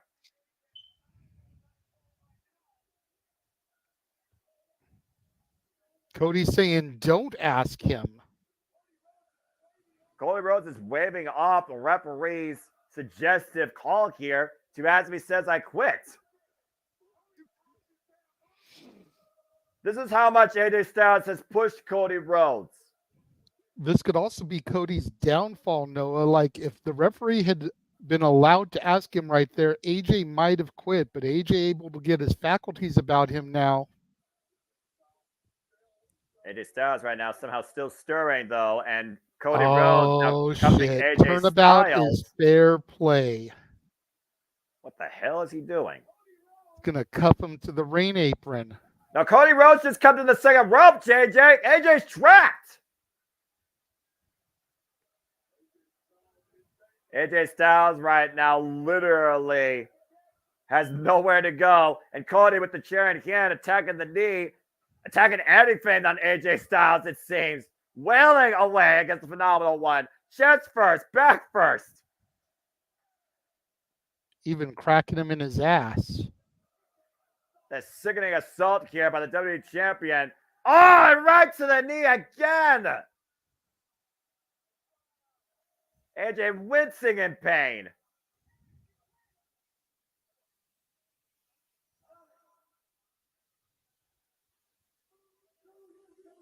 Oh, and AJ Styles refuses to quit. With an emphatic screw you. And Cody Rhodes is having a blind chair to the midsection. Sandy says she's tried the Tootsie Roll, Tootsie Pop thing. Says it took her 10 to 15 licks to get to the center. It must have been a small one, but good on her for that trying to experiment. And Cody Rhodes right now with the still ring steps. AJ Styles is helpless. As again, thank you everybody, by the way, that's tuning in across all active outlets as we bring you our coverage of Clash of the Castle. Please like, subscribe, comment, tell a friend. Know that we do this for all the biggest shows, pay-per-views, and live watch-along wrestling events. And WWE, NXT, Ring of Honor, AEW, TNA, and NJPW. And starting tonight, Mission Pro. And Cody with the steel steps in hand, overhead, might be looking to end AJ's career. And that's it! That's it! AJ said I quit! Wow. The steel stairs were the deciding factor, Noah. All Cody had to do was bring him into the ring. And AJ caved. But AJ preserved his life is what he did there, because Cody was trying to cave his head in with those steel ring steps. Cody Rhodes just locked eyes with his mother as Cody Rhodes just realized he has won this I Quit match and it's still the undisputed WWE champ. Oh, I saw AJ with the steel ring steps. That was a heel move by Cody Rhodes there. Was it a heel or was it personal redemption after being lied to? The match was over, Noah. There was no need for that. But you realize, Cody Rhodes, how personal this got to the point that, again, he was jaw-jacking his mother. He insulted this man's intelligence and integrity. And Cody Rhodes did what he had to do to not only leave as champion, but humble AJ Styles in the process with literal added insult to injury. Cody Rhodes still undisputed WWE champion and rules his kingdom as such. No, I get you, Noah. I get how personal it got, but that is not something that a babyface does. I feel like Cody The Rhodes match was over. Yeah, I feel Cody Rhodes, though, again, emotions running at an all-time high. You do wonder if he's going to say, I'm sorry and thank you. But for now, all we can say is, AJ Styles, you lose. Let's go back and look at some of the highlights here. Cody Rhodes cupped in the middle of the ring, This was a critical moment here. That loaded phenomenal form attempt, to your point. Chair thrown in face. AJ got caught on the top rope going down and fell backwards off the apron through that table to the floor as Cody found the key to his freedom and his comeback. The key to the kingdom. And he AJ was able Styles, to keep himself. Yeah. Go ahead. You were saying keep yourself what? I was saying he was able to keep himself as champion by being able to unlock those cuffs. So those truly were the keys to the kingdom here tonight. And turnabout's fair play as he literally put AJ in prison in the Bastille. I know it's in France, but you get what I'm saying. Literally cuffing AJ Styles, punishing him, threatening his life. As AJ emphatically said, I quit. And then after this, bam! To your point, that wasn't over the top of the head. That was to the side of the head, but he still wiped on AJ Styles post-match in the process. Cody Rhodes, still undisputed WWE champion. The American Nightmare continues to live the American dream here in Scotland. And a hug and kiss for his mama there at ringside. Successful in his defense. Would you say tonight, JJ, that Cody Rhodes found the killer instinct he may need to preserve his title reign going forward? For now, yes, but there's always going to be a bigger and badder threat on the other side. We don't know who it is yet. Still got the bloodline. You've still got Money in the Bank. You never know what's going to come Cody's way. Could we get the final boss? Oh, speaking of the bloodline, shit! There's Solo Sikoa. You were saying? I called that, I believe, on Simply Predicting that Solo could be next, that we never had the return to the bloodline. And now that Solo is the one leading things. Oh, and there's Tamatonga Tongaloa. The bloodline assaulting Cody Rhodes. But who's going to come to help him? I think I've got a... Wait a minute. Rated RKO. Kevin Owens and Randy Orton's back. We saw what happened last night on SmackDown with Kevin Owens and Solo Sikoa, of course. And they talked about trying to eliminate the Cody Rhodes problem and the Kevin Owens problem. Now they have both in front of them. Yep. Could we be seeing a 6-man tag come up maybe at Money in the Bank, Noah? But for once, the numbers are even, to your point. For now. Until we get the impending debut of Jacob Fatu. Until we get the possibility of Hikuleo coming over to rejoin his brothers. For now, the numbers are even. Yeah, but the bloodline doesn't play like that for long. No, they don't. And they always seem to have a plan and another person waiting to join them. For now, though, Cody Rhodes stands still, undisputed WWE champion. And stands alongside his mentor, the man who he had his debut match against, the man who mentored him, took him under his wing, showed him the legacy. It's Cody You got to Rhodes. wonder if Kevin Owens is going to get a little jealous. Kevin Owens and Randy Orton have become besties here as of late, but now that Cody Rhodes is realigned temporarily with Randy Orton, could that kind of push Kevin Owens out of things? I mean, we know Kevin Owens can be a bit of a hothead when it comes to, his friends and also where he stands when it comes to fighting for a prize. But it looks like for right now, to your point, Cody Rhodes stands alongside a dynasty he defined with a former legacy he used to work under. Well, that was a very fun opener, I will say that. Very gambled on, very curious to see what's next for AJ Styles. And did he just quit his pursuits in the WWE Championship or quit WWE altogether? Time will tell. Man, look at that those Fanatics of you in the Fest New York lineup. City area, yeah, August 16th to the 18th, Fanatics Fest. Hulk Hogan, Cody Rhodes, Rhea Ripley, CM Punk, Jade Cargill, Bianca Belair, Rey Mysterio, LA Knight, yeah, and more, all part of Fanatics Fest. If you are in the New York area, August 16th through the 18th, Get your tickets and go meet the WWE superstars and Hall of Famers. Well, as we have a moment here for a superstar spotlight as they do this filler stuff, but also they probably are cleaning up the ringside area. If you are with main event Jey Uso, who has made his intentions known, he wants to be part of Money in the Bank. And again, JJ, next time you and I cover WWE will be virtually from Toronto when WWE brings us WWE Money in the Bank. We'll see who achieves Mission Impossible, rises to the occasion, climbs the ladder, claim the briefcase, and punch their ticket towards maybe their ultimate glory, a WWE Championship. And of course, that'll be next month in July. Stay tuned for more on that, folks. Yes, unfortunately, the following night, Heat Wave, I have to work. So that's 2 NXT shows I've had to miss out on, damn it. Prize for My work passions, man. is killing me, bro. Jeez. What are you going to do? The prize for passions, man. I tell you what, I used to be the same way at Walmart, secretly using the electronics to watch WWE Network when it came to the WWE PLE and pay-per-views. Thank you, 2018. Well, as we take a look at the Superstar Spotlight, let's go ahead and run our watch-along trailer again. We will be right back in about a minute's time.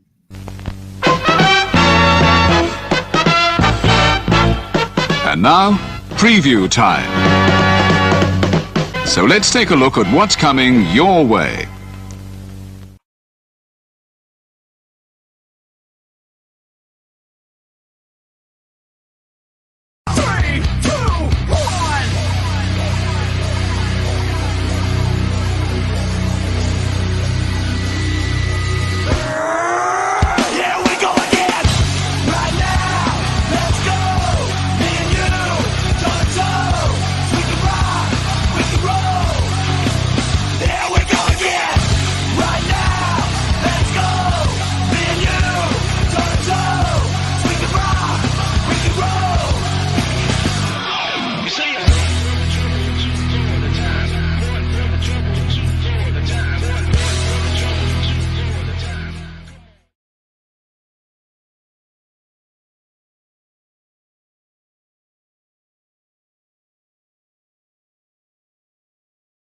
And again, as always, all the wrestling, all the wrestling, all the wrestling, all the wrestling, all the wrestling, all the professional wrestling.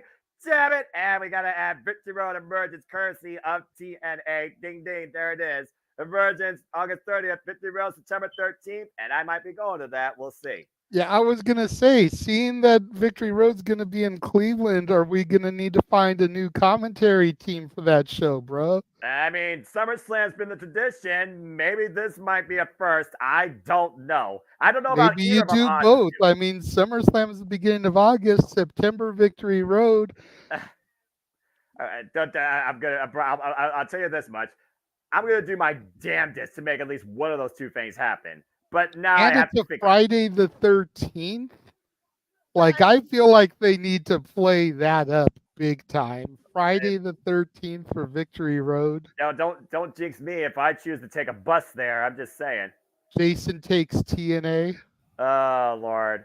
All the superstition, all the madness galore. Again, I'm either going to, I'm either going to strike it rich or I'm going to bust. Speaking of which, as we know, again, as we saw next year, it is the immortal spectacle. It is the mecca of professional wrestling coming to us from the jewel in the desert, Sin City, on 420. Put that in perspective. Next year, Allegiant Stadium plays home to WrestleMania. Yeah. Are you ready? Las Vegas, 420, Easter Sunday. It's just going to be a clusterfucky weekend. But you know what? I'm looking forward to it. I'm waiting for tickets to go on sale. I'm going to do everything in my power to at least get 4 tickets. So me, my daughter, and 2 of Cece's kids can go. The rest of the crew will probably just do whatever else in Vegas.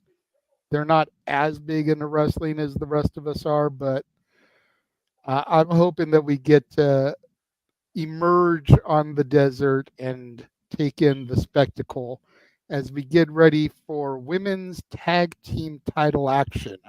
Triple threat tag team action as Glasgow, Scotland's own Isla looks to create history alongside Alba Fyre, the former Candy Ray, this unholy union looking for gold in their ambitious glory.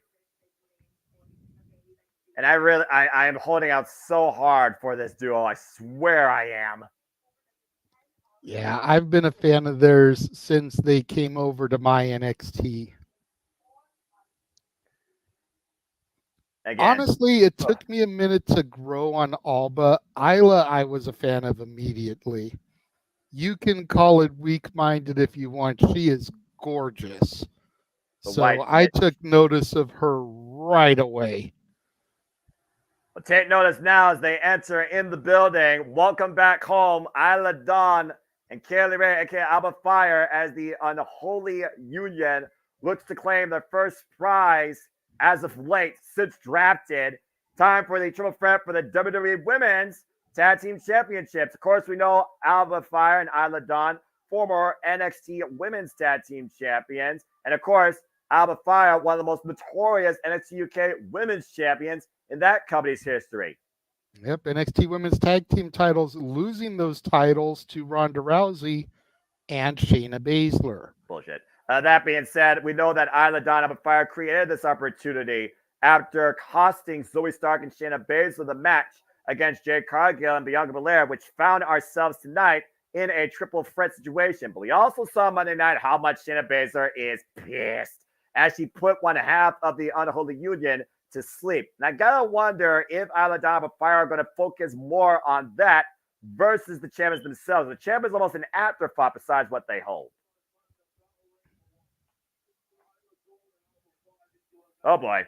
I know Here Big comes G's the watching. Queen of Spades, Shayna Baszler herself, along with her tag team partner, Zoey Stark. Shayna Baszler become a 4-time women's tag team champion, by the way. First time alongside Zoey Stark. Both these women with a similar attitude and a similar style. But Sonya Deville also has been watching these two and figured that maybe they need a little bit of guidance. They need to change things up. Shout out to Big Baller G, huge Shayna Baszler fan. As am I, the Queen of Spades, the woman that held the NXT Women's Championship for the most combined number of days. And also, as I saw Monday night, the woman that put, I believe it was Isla Dawn, to sleep and did not. I believe it was. Anybody that steps in front of Shayna Baszler's way, you're either going to tap or nap. Yep. Oh, man. Again, I really am holding out to be wrong here. And I want Isla Dawn and Alba Fyre to get their moment. And the titles they never lost in the first place. Anyway. Well, Noah, are you ready for a storm to come to Scotland?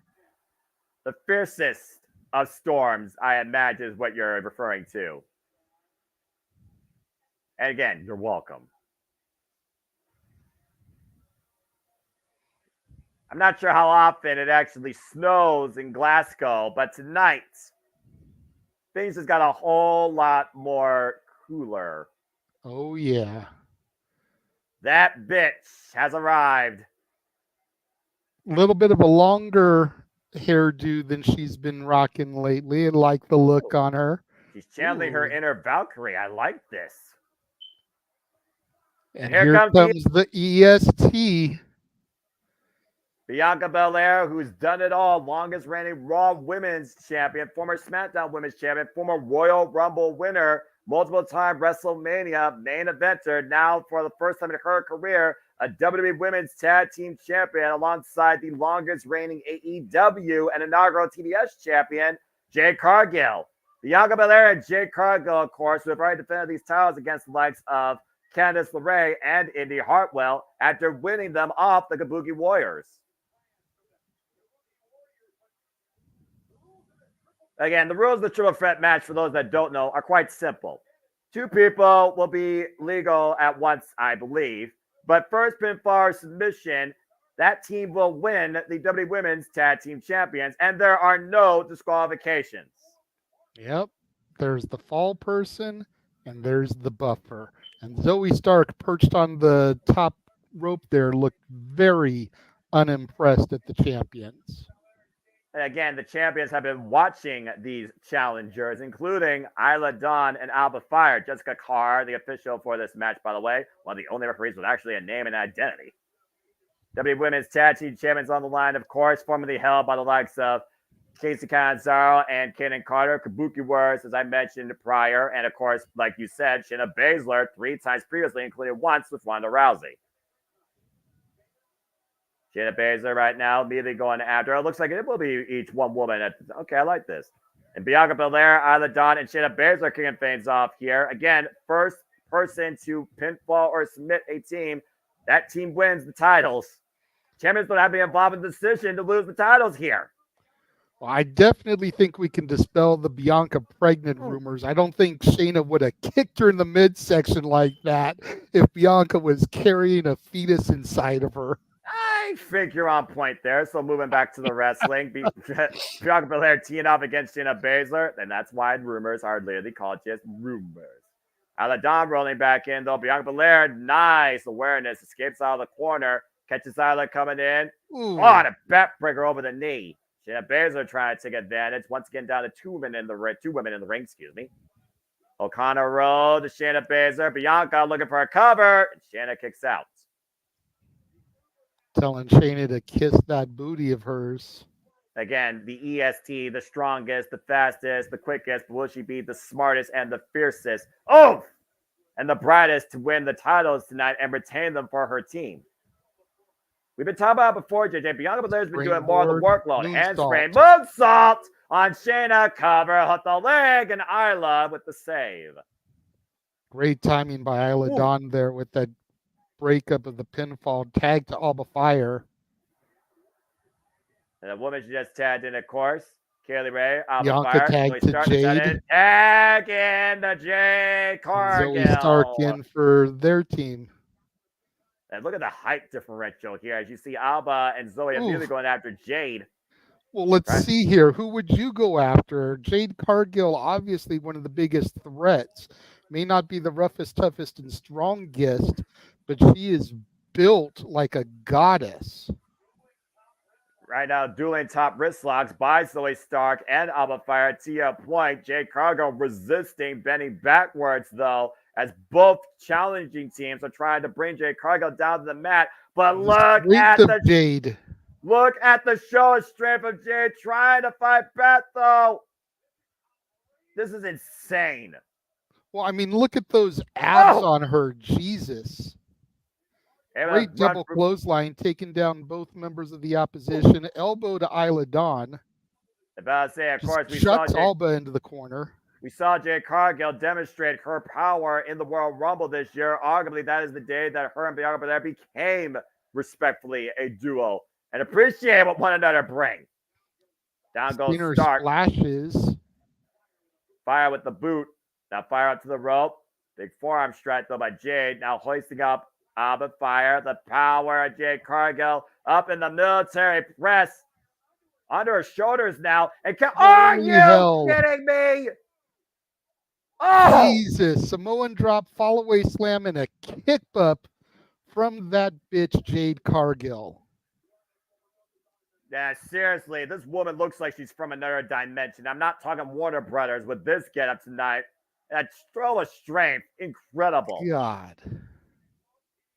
Made it look so easy. Double Irish whip now to Alba Fyre. Bianca and Jade trying to take advantage of one of the challenging teams. Oh my goodness! Up in the lights. With the $2 super chat says she damn sure is the abist. That's not a word, but I'm sure many agree with you. What's this? Handspring. Dominator! By Jade Cargill on Bianca Belair to Isla Dawn. Now Zoey and Shayna trying to come in. Dueling kicks by the champions. Front face locks in stereo. And what are these two looking for here? Hoisting up Shayna and Zoey in the stalling vertical position. And dropping each. And a double kip up.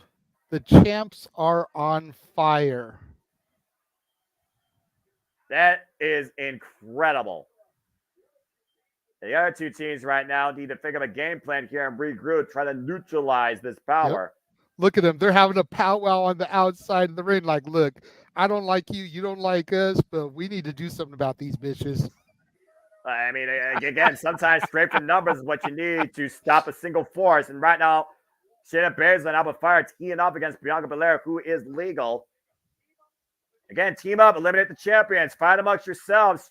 And Bianca sent shoulder first to the ring post, while Isla Dawn is always start trying to take Jade Cargill off the apron. Jade Cargill taken out for the moment. A top base suicida by Alba Fyre wipes Jade out against the barricade. Double team from Shayna and Zoey. Suplex on the floor to Jade Cargill. Watch out for Isla Dawn. Watch Isla, watch Isla, watch Isla. Meteora. Oh! Running Meteora from the apron, and Jade Cargill's been wiped out for now. The champions are a non-factor. And Shayna right now changing Isolate gears. Bianca. Yeah, change your focus to Bianca Belair. Neutralizing that power game. Tag to Isla Dawn. Tag to Zoey Stark. Isla Dawn with the hip attack. And right now, Bianca Belair and Jade Cargill, their timing is in all sorts of trouble here. I'm not going to lie. I'm not sure I would have gotten out of the way if Isla Dawn was coming after me with that hip attack. I'm just saying. Well, right now, oh, and there goes the Elite. Zoey Stark just decked Isla Dawn. Again, at the end of the day, only one team can win the titles here. And right now, Jade Cargill nowhere to be found. Shayna Baszler and Isla Dawn right now as Bianca Belair is down. Shayna changing her focus to Isla Dawn. Oof! Running rising knee strike in the corner. Tab made to Zoey Stark. And Zoey. Ooh, oh, nice wow! maneuver there from Zoey Stark. Yeah, hell of a maneuver to Bianca. there. Hell of a maneuver there as she takes down Bianca, looking to hit a home run here in Glasgow, Scotland.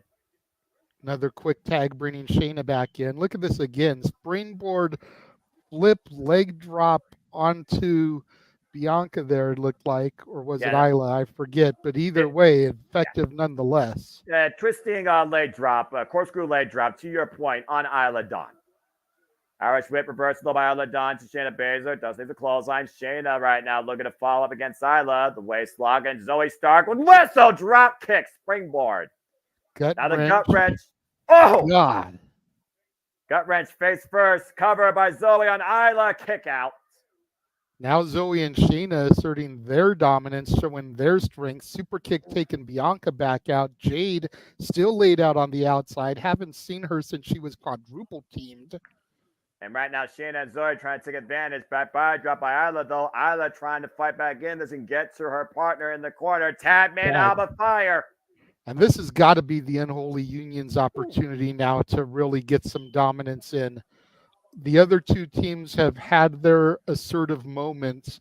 This has to be the time for the Unholy Union in their home country. To your point right now, Alba Fyre with the hot tag, wiping out the entire field. Shayna and Zoey went down. Ooh, that was an awkward landing on Shayna on the apron of the floor. Former Queen of Insanity, Kaylee Ray, Alba Fyre is feeling something here tonight in Glasgow, Scotland, and Scalera just fires off the top rope, wipes out Zoey Stark and Shayna Baszler on the floor. Looked a little sloppy, but still effective. She was able to get all of it, despite the fact that she looked like she slipped a little.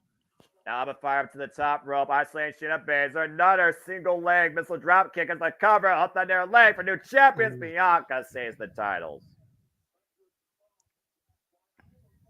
Take a look at this, to your point. She literally see what I mean there? She looked like she slipped a little bit, didn't get all of her footing before jumping, Yeah, but she still literally got both women on the outside. She literally launched off 1 foot and got enough of Zoey Stark and Shayna in the process, but mostly only hit Zoey Stark. Here we go, tag to Isla Dawn. Yeah, the Unholy Union are in control right now. And Isla Dawn right now. Oh, no! Able to prevent that double team, Shayna Baszler does, but Shayna grabbing that knee, and of course Shayna and that knee have been the same since NXT Underground against Will Advisor. She drove that knee into the announce table, and that was literally just a week ago. You got to figure if that's going to be the target for these other 4 women. Baszler back to her feet, trying to meet Zoey Stark, her tag team partner in the corner, looking for a double team on Alba Fyre, but Isla Dawn right now trying to come to the aid of her partner, hooking up Shayna Baszler. Tower of Doom! But Zoey Stark right there, climbing up to the top turnbuckle. Bianca there to meet her. What's Bianca got in mind here? I believe Bianca, by the way, is still legal for her team trying to hook up Zoey Stark for attempted superplex. Zoey, though, adjusting her footing. And both these women jockeying for control in the corner. Now, Bianca Belair changing position. Oh, my! Superplex, who landed hard on her shoulders, back of her head and neck. Awkward land from Bianca Belair. Pulling off the superplex, Zoey Stark. All 4 women down. But a storm here comes Jade. Is rising. Jade Cargill making her way back up to the apron. Trying to insert herself back in this match. Encourage her partner. There's the tag. Oh. Botch. Forearm strike. And if you know, you know. Front face slap, German suplex to Shayna Baszler. Now transitioning. Going to Zoey Stark. Oh, what a spine buster. I'm not going to sit here and try to defend it. I call botches off on everyone. My girl fucked that up. I think she just got too excited. Get to the Baszler and sits out with a powerbomb and Alba Fyre messy cover. Knee strike, though, to Jade Cargill by Shayna. This thing is breaking down all sorts of ways ugly. That was a nice little improvisation there with that big boot sit-out powerbomb. Jade just tapped. Jade just tapped. Jade just tapped the Coquina clutch. Jessica Carr in position, though. But Jade just tapped to Shayna. Come on now. Jade just literally tapped it. Shayna, though, might literally put Jade out here, though. Jessica Carr in firm position. Jade still trying to fight back. I was going to say, did she full on tap or was she trying to resist? Because I literally missed it. I'm not trying to cover up. I legit didn't catch it. Well, you call it what you will, but I saw the palm of the hand tap across Shayna's arm quite quickly for a duration of 2 to 3 seconds. Jessica Carr position, though. Jade Cargill down the mat. Now Shayna trying to put Jade down, but Bianca Belair to the top rope. Shayna unaware, and a 450 connects. And even Walter says that he saw Jade tap, so I have to believe it. And the knees to the back of Shayna Baszler, forcing the break. Now Zoey Stark up the second. Oh God! Just got planted.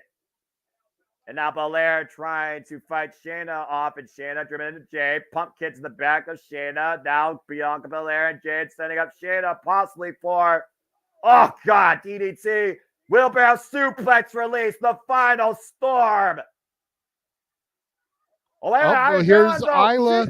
For her team. German suplex. And 1, 2, 3. They did it. Yes. The Unholy Union win. They fucking did it. The Unholy Union are the women's tag team champions, pinning Shayna Baszler. Hallelujah! I'm glad I'm wrong. What a homecoming! What a moment! What redemption! You literally called it! Celebration time for all of Glasgow, Scotland! Alba Fyre and Isla Dawn are the new WWE Women's Tag Team Champions! What a moment! Congratulations! And Isla Dawn's first WWE Championship since being drafted to Raw. Take a look at the replay here. 450, knees to the back of Shayna. The final storm to Shayna. Jade rolls in for the pinfall, but Isla Dawn right there. German suplex. Gets the cover. 1, 2, 3. Fuck yeah! And that's the risk you take in a triple threat. And that's the opportunity you make in a triple threat. The Unholy Union wins. Congratulations to Isla Dawn and Alba Fyre. What a homecoming to Scotland. I gotta assume those are their parents right there. Oh, there's Alba's husband. The family at ringside. At least they didn't pin Bianca and Jade, so they've definitely got a claim for a rematch. They weren't pinned or defeated, keeping those two women looking strong. Again, we talked about the emotional week that Alba Fyre's been through. Her mother's got to be smiling down from heaven at this unholy union rising to promise. Congratulations to Isla Dawn and Alba Fyre, the new WWE Women's Tag Team Champions. Damn right they deserve it. And boy, did they earn it.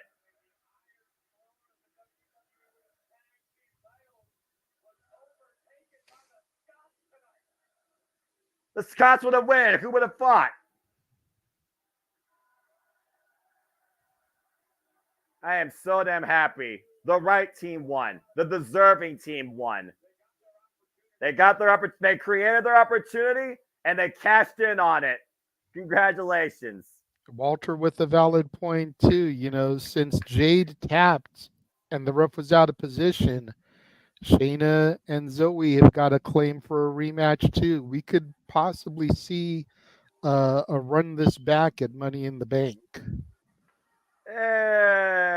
Possibly. It's less than a month away. I don't think they'd give it away on SmackDown. There's too much that they can build with this year to just give it away for free. Run it back. Yeah, and again, Isla Dawn and Alba Fyre, they have fought a long way to get to WWE and get to that point and have that moment. That was beautiful to see. Well, I'm sitting here with tears in my eyes, Jesus, and my girl's lost. Well, again, you got to consider the emotions that are running high and where we're at and the circumstance that seemed impossible to go along with, but it happened. It looks like they're looking back at Friday Night SmackDown last night. Yep. And like you said, it was a ruckus arena last night. Shout out to Wargasm for the theme song to this pay-per-view entitled Do It So Good. Check it out on Apple Music or Spotify. What a weird name for a theme, I'm just saying. Well, looks like we're going to the Intercontinental Championship now, Noah. Again, two former brother-in-arms in trying to dethrone Gunther. One looking to finally take what he believes was his all along. Sami Zayn, Chad Gable 3 for the Intercontinental Championship. You know what this means? I nailed the order of matches because this is the way we talked about it on the pre-show. You literally did. We started with the I Quit match. Then we did the women's tag. Then we did this. Then we got Bayley and Piper. And then we did Drew and Priest. I nailed the order here. As we take a look at the highlight package again, what are you guys thinking of Clash at the Castle so far? Sound off in the comments. I see a lot of people upset about Jade tapping and Shayna getting robbed. I understand where y'all are coming from. I legitimately did not see the initial tap. I'm not sitting here just trying to downplay it because Jade's my girl. Mm-hmm. I missed that. I did see her like fingertips kind of go like this on Shayna's arm there, which is why I asked again about the tap, because I could see how that would have been perceived as a tap. But that was after what you described as the initial palm tap. So, but all in all, what is everybody thinking of the show? We've got new women's tag team champions, regardless of if you're happy or not at that outcome. But damn, man, Jade is not rough to watch. Get over yourself, seriously. She has improved by leaps and bounds since she first walked into AEW. And she's never had to do matches this long before coming to WWE. That's why she's working in a tag team. All right. Well, anyway, moving on from there to women's action. Let's go ahead and talk a little bit more about this match as they do this video package. It again was Chad Gable and Sami Zayn who worked together to find what Sami Zayn needed to beat Gunther at WrestleMania. And he accomplished that. Afterwards, though, Chad Gable wanted to cash in on that encouragement with his own opportunity for the title. And he did that against Sami Zayn in Montreal. He lost fair and square in the middle of a ring in what he believed should have been his all along to begin with. Not just the title, but the moment at WrestleMania 40. And since then, Chad Gable has used the Alpha Academy against Sami Zayn to have his way, particularly Otis. And Otis right now is at a crossroads when it comes to his friendship with Sami Zayn and his longer friendship to Chad Gable, as you literally just saw the match I saw Monday night with that Luke Kahula kick. Again, Chad Gable claimed Otis for the loss at King and Queen of the Ring and said that he was going to get disciplined.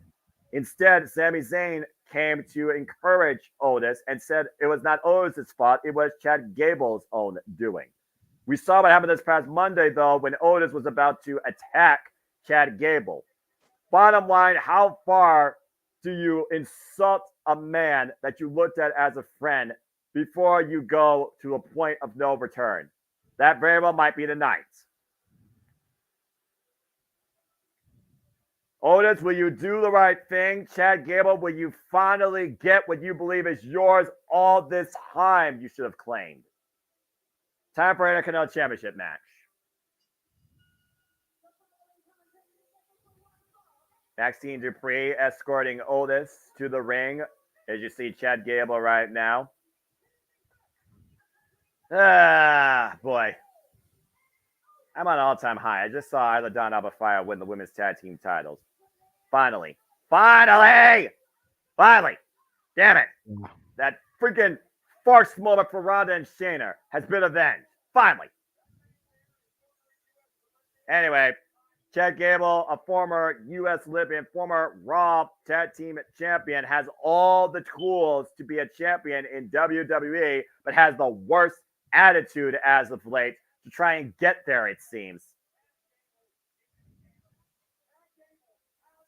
Again, JJ, we talked about before. Chad Gable is one of 3 people to beat Gunther, but he beat Gunther via countout. And when he had his chance for the title first against Gunther, he lost. And he couldn't stand the fact that Sami Zayn not only won the opportunity, he capitalized on it. And the opportunity created for himself afterwards, he failed. All Chad Gable's been doing is blaming everybody else for his shortcomings, particularly the Alpha Academy. And they've arguably been the strongest supporters of him. That's fair. As we see Sami Zayn coming out, of course, to a ruckus crowd here in Glasgow, Scotland, our current WWE Intercontinental Champion. And Maxine Dupree wearing that boot, by the way. Although I do wonder how legit that injury is. And would Chad Gable use that as a weapon? Yes! I don't give a fuck if I was wrong. Sometimes it's worth it. Did you just notice the decibel counter on the screen? I just did.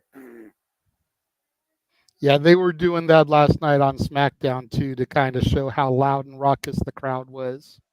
This is what happens when you have people that are passionate about pro wrestling that aren't exposed to it 24/7, 365 all the time.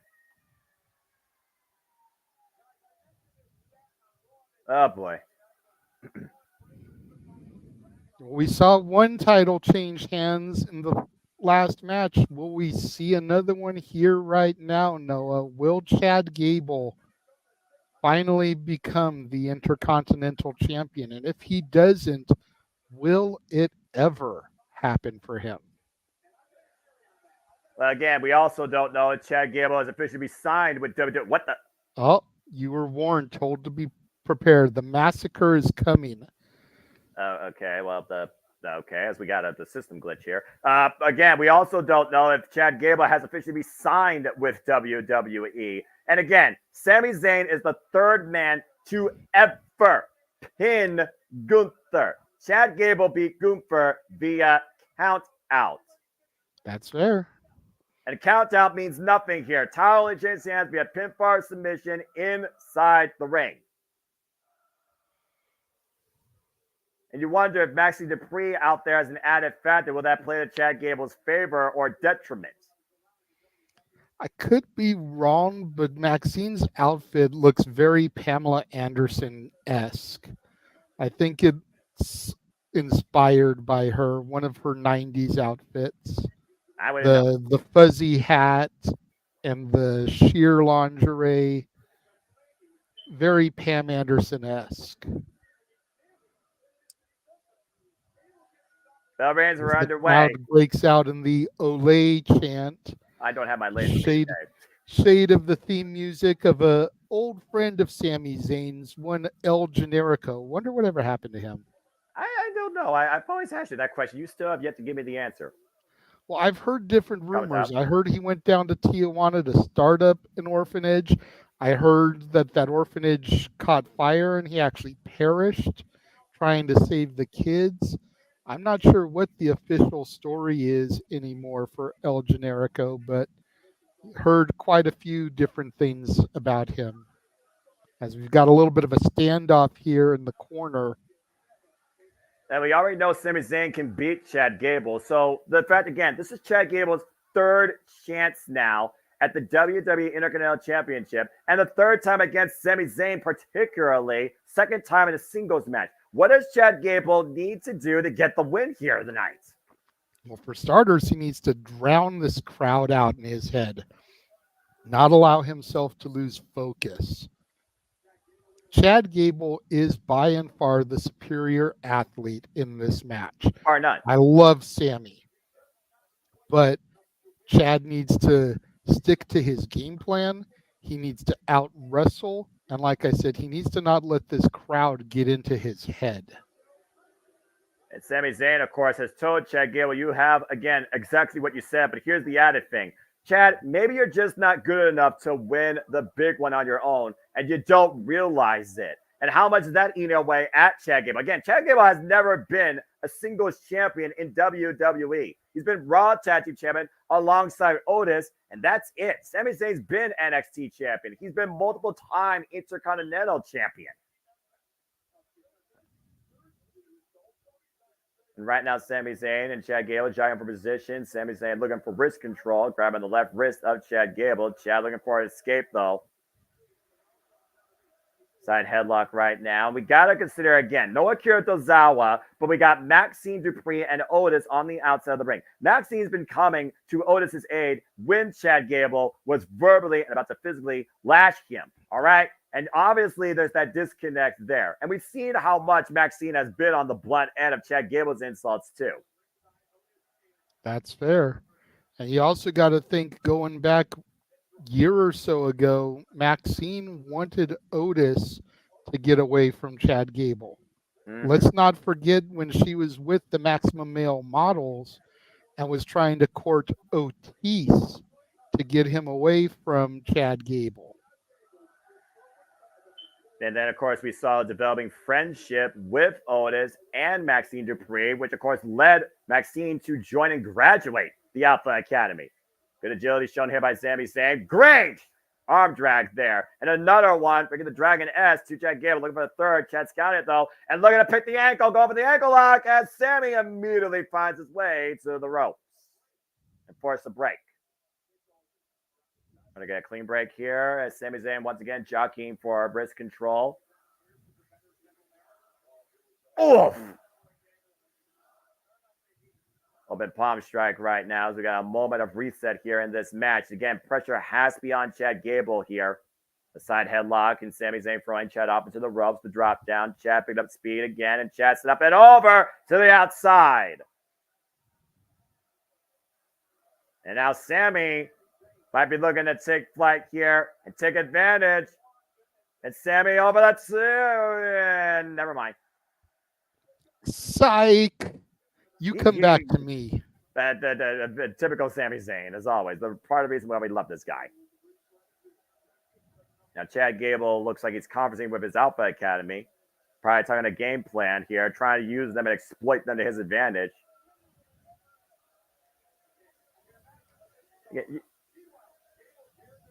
Again, the only thing Chad Gable cares about at this point is winning the WWE Intercontinental Championship by any means necessary. He doesn't care about Maxine and Otis. Sometimes you've got to be that way, though. Like, I get the Alpha Academy are supposed to be his students. Uh-oh. You know, his charges, if you will. But if you focus too much on the extracurricular things, the outsiders, then you lose focus of what you're there for. And at the end of the day, you are in WWE to win matches and championships. It may be the harsh truth, but it is the truth.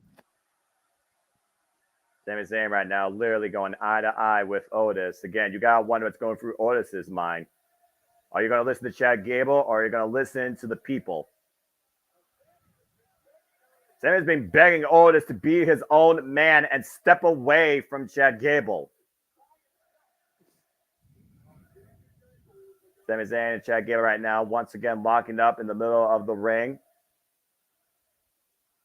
Oh! Huge paintbrush slap from Gable to Zayn, and Zayn tries to give one back. Ooh! Nice side headlock takedown. But Gable immediately able to transition back into the ankle lock. And again, Sammy's got those long limbs, able to get to the ropes with ease. It was also very close to the ropes, and Chad right now getting a little frustrated, kicking the arm away from the ropes. And Gable right now driving Sami Zayn's shoulder into the ring post, turning up the aggression here. Now he's going right after that arm. You can see that's the target now. Well, instead of the ankle, yeah, he's picking the arm because right now the arm has been to Sami Zayn's favor. Think about this, that arm's also compromised. He can't hook him up for a Blue Thunder Bomb or the Exploder. It's not like it matters. The Blue Thunder Bomb never gets a victory. Will you stop that? Stop me when I'm telling lies, Noah.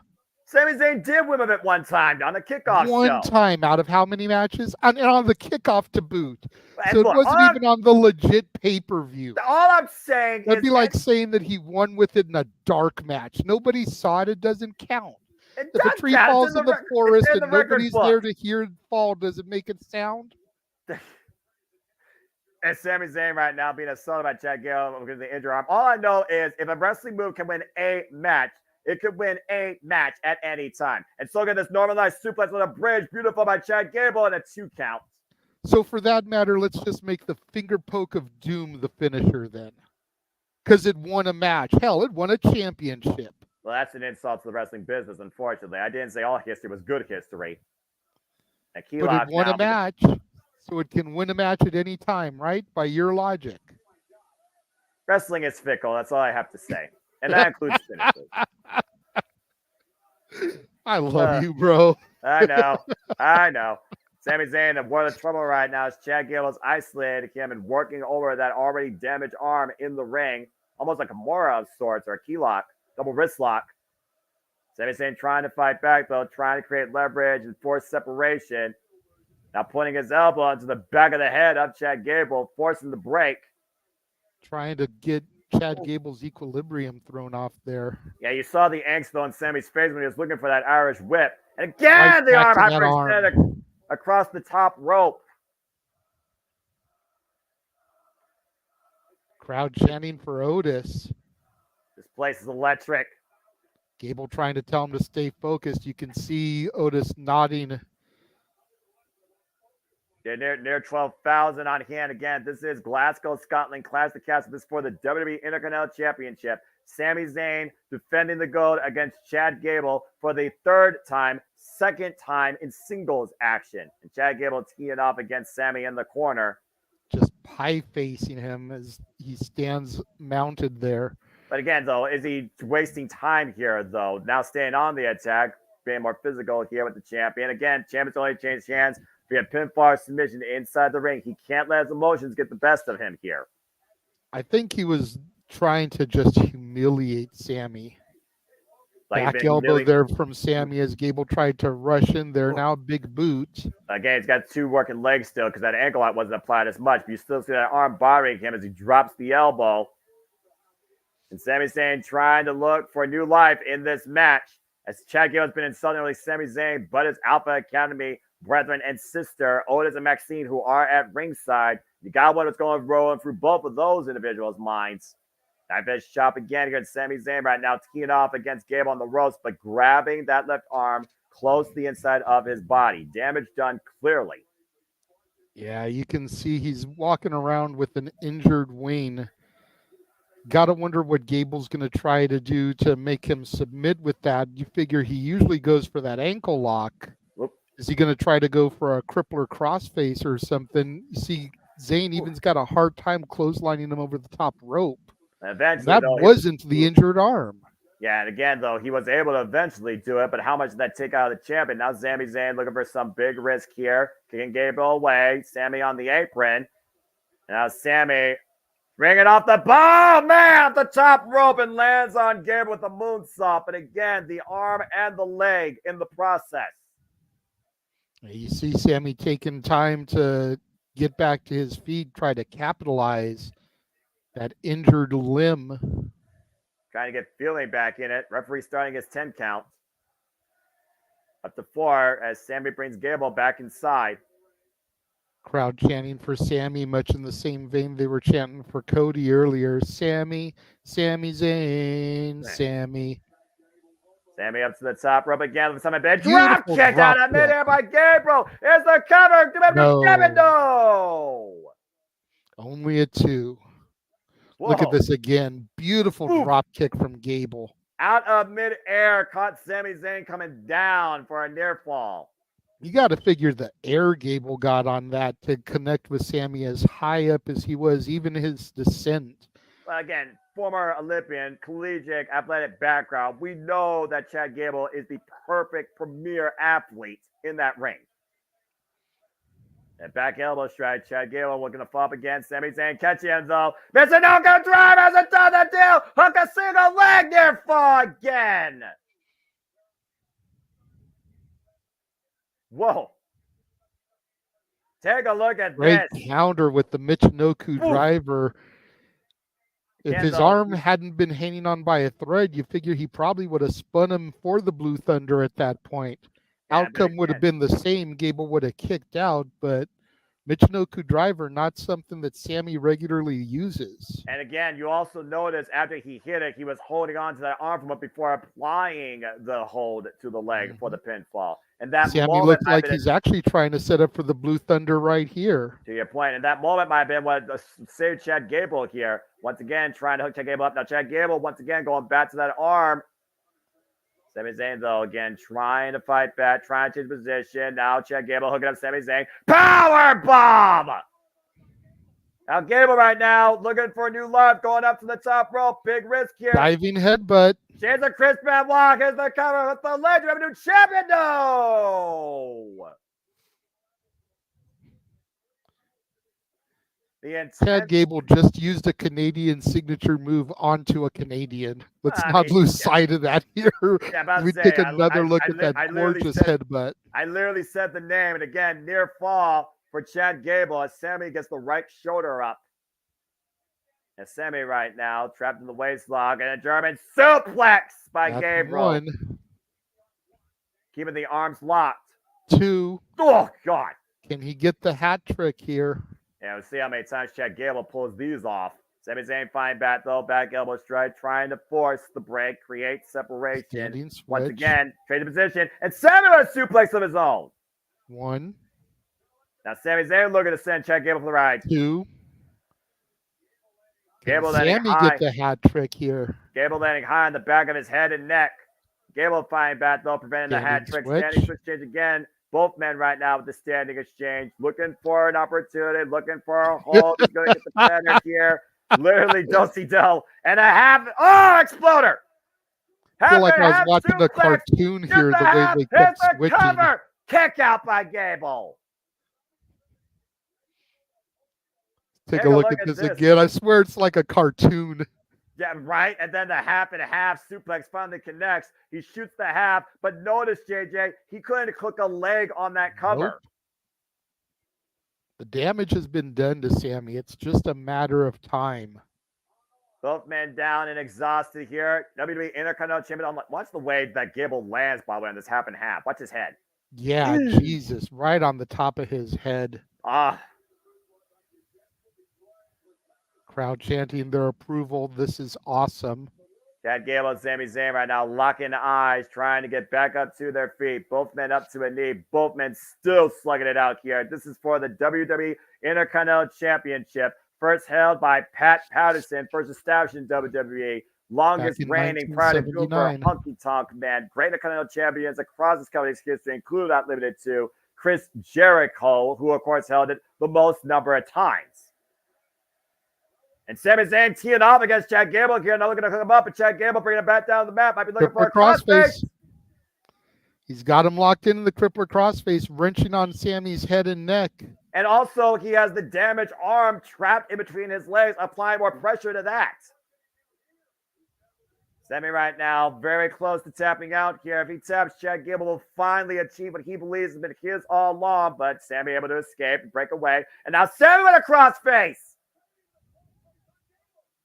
Wasn't this surprising? Sami Zayn with a crossface of his own on Chad Gable, and he's blocking Chad Gable's vision as well. Great positioning in the ring, but how much has Sami really got on it with that injured limb? To your point, as again, Chad Gable bats the ankle lock. Dragging Sami into the middle of the ring right on top of the Prime logo. Ankle lock fully applied here. Sami Zayn wincing in pain. Sami Zayn split second away from tapping out. Can he force the break? Can he resist the pain? Can he roll through? Can he make it to the ropes? Are we on the verge of a new champion? Chad Gable literally begging Zayn to tap out or he will snap his ankle. Sami Zayn, though, somehow still resilient, still resisting, still crawling his way to the ropes, trying to find an escape. Is there escape from this hold? How much does the title matter versus your career, Sami? Drag Sami back in. And Sami rolling through, though. Is the cover, the roll up two! Oh! Desperation move by Sami. Nearly escaped the title. On one leg, by the way, he did that. That was similar to how he beat Chad Gable in Montreal. Yeah, I figure Gable was having flashbacks there. Gable right now. Clubbing shots to the head. And these cross faces right now, clubbing cross faces, shades of Hook, and Sami Zayn is slumped over in the ring. He's just not. What is going on here? Gable looks like he's mouthing "you ready" to Otis and Maxine. What is he doing? Gable looking at the prize that has eluded his entire career that he's been trying to win. Referee blatantly seeing Chad Gable holding the Intercontinental Championship, now handing it up to Maxine. It's almost like a jinx, though. If you hold something you haven't won yet, you just set yourself up for defeat. Well, it's supposedly a curse in the NHL. If you touch the conference trophy, then you lose the Stanley Cup when you move on. Now, Maxine, don't do this. Don't do this, Maxine. Chad Gable trying to set up an opportunity for Maxine to hit Sami Zayn with the championship. She wound back to do it, but she just couldn't bring herself to do it. And look at Gable. Maxine's got more disappointment in his face. Maxine's got more integrity than Chad Gable does. Telling Maxine to get up here. Right now, jaw jacking. Oh, but Gable's in the corner. Though, trying to get up to his feet, hobbling on one leg, looking for the Unholy. Oh. Whoa, almost hit Maxine. And Chad Gable taking advantage. There's the Chaos Theory. German suplex to the press, the cover, two. No! Gable thought that should have been 3, and so do I, honestly. Gable should have had it there. Gable thought he had the title won off the Chaos Theory. Sami somehow still alive after almost hitting Maxine with a Haluma kick after Chad Gable was jaw-jacking her for not using the title. And Maxine saying, I'm sorry. And right now, literally, Chad Gable is literally insulting and pushing away Maxine. Otis, though, the big man getting in the middle.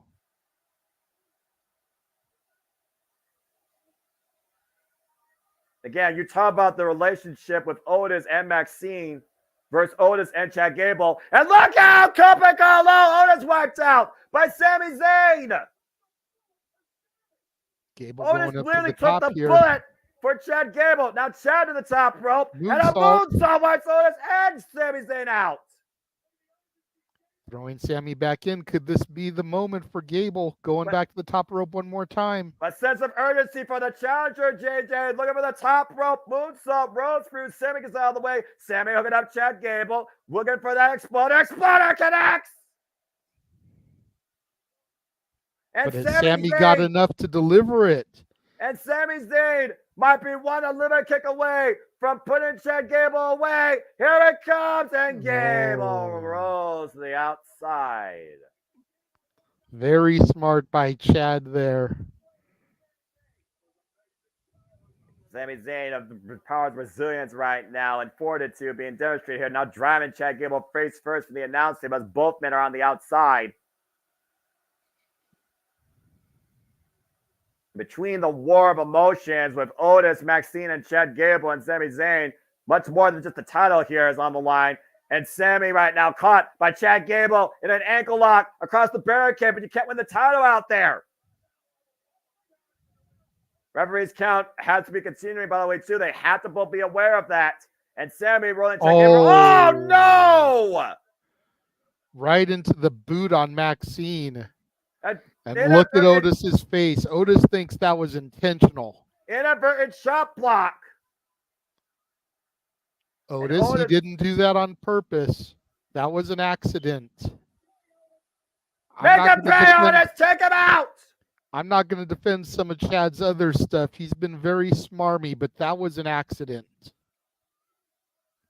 And right now, Chad Gable distracting the referee again, and Otis looking at Sami Zayn, wondering what to do here as Sami's trying to explain things. Maxine wincing in pain. And right now, this is the moment that could define the match. Otis at a crossroads. What are you going to do, Otis? Are you going to do the right thing or Gable's thing? Gable is begging Otis to do it. Maxine got to her feet, but then collapsed. Maxine may have been the one thing to stop Otis there. Chad Gable in disbelief as Otis right now. Otis scoops her up and carries her off, very reminiscent of what he did the other day, as well as what he did with Mandy Rose back in the day. That's what's called being a gentleman, JJ, as Otis is making his leave with Maxine. Good for him.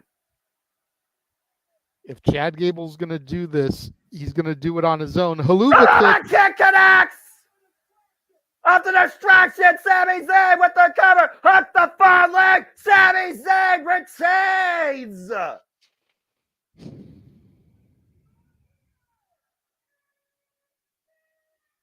And Otis just realized what he did. Well, thank goodness Otis did the right thing, coming to Maxine's aid instead of going to Chad Gable's dirty game. Sami Zayn somehow, once again, survives Chad Gable's personal and physical assault and is still the WWE Intercontinental Champion.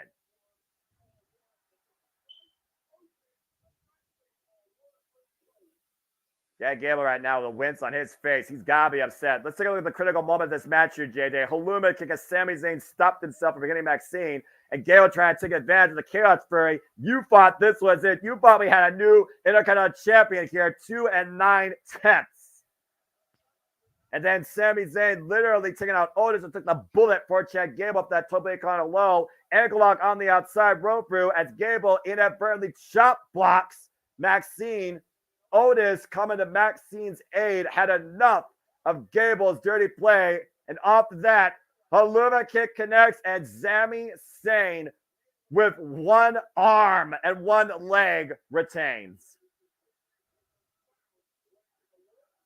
The ultimate underdog of WWE does it again. Sami Zayn still WWE Intercontinental Champion.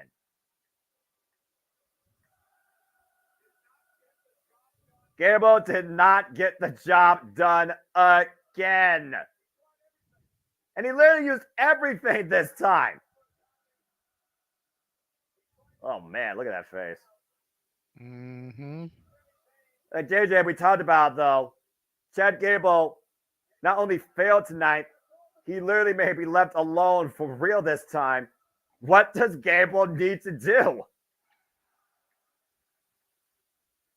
Potentially get a new academy. Well, congratulations to Sami Zayn. And thank you, Otis, for doing the right thing. Man, Chad Gable looks like he's about to blow a gasket. Wow. Well, that's 3 matches down and 2 to go. And so far, 1 title change and 1 title remains. And as the WWE continues to increase what it's doing in this new era of professional wrestling, they are going to once again show how big they are, as the biggest part of the summer is going to get bigger, whether it's one time or ongoing. In 2026, for the first time ever, the biggest part of the summer will be 2 nights, folks. 2 nights, 2026. WWE brings us SummerSlam from the U.S. Bank Stadium. What the hell are they going to do it? You got to wonder if they're going to do it like WrestleMania and have NXT the morning of night 1. I think they're literally turning SummerSlam into WrestleMania 2.0. 2026, folks, August 1st and August 2nd, SummerSlam Minneapolis. And of course, SummerSlam this year will be coming from the Cleveland Browns Stadium, as you see a shot of the Cleveland Indians field, the Progressive Field in Cleveland, Ohio. Of course, SummerSlam comes to us Saturday, August JMN, and we'll be coming here to Multiverse Media, and I might literally be there. Only time will tell. Hopefully you will, bro. Although I think the last time the Cleveland Indians won a championship, Rick Wild Thing Vaughn was their pitcher. As we go backstage to Kathy Kelly with the Unholy Union, your new women's tag team champions. What a moment. Embracing their family, of course. I love that graphic.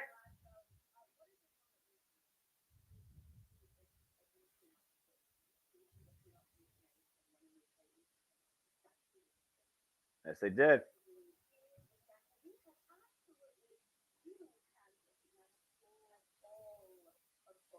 As they have a Scotland versus the champs. You do wonder, though, if that home field advantage. You've heard about. Go ahead. Sorry. No, I was just saying, you got to wonder if that home field advantage is going to come into play in our remaining 2 matches. Go ahead. I was going to say, you've heard about the 6th man in basketball, and you know the crowd being the additional man on the court. This Scotland crowd was definitely the 7th man or the 3rd man in their team to help will them on to that championship victory. Well, as we get ready for our semi-main, let's see if we have another homecoming hero crowned tonight as we see Bayley defend the WWE Women's Championship against Piper Niven. And while they run that promo, we're going to take the opportunity to once again run our watch-along trailer. We will be right back.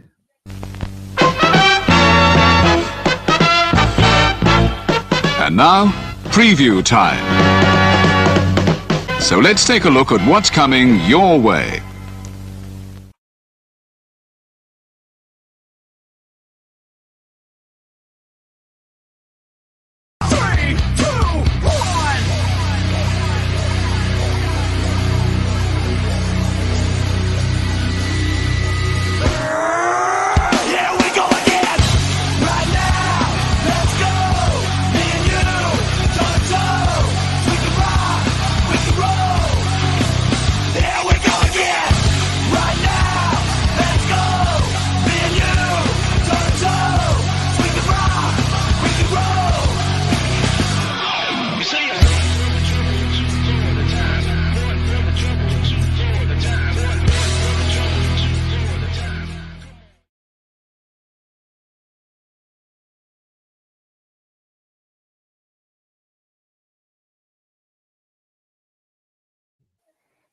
And again, TNA Emergent. Out.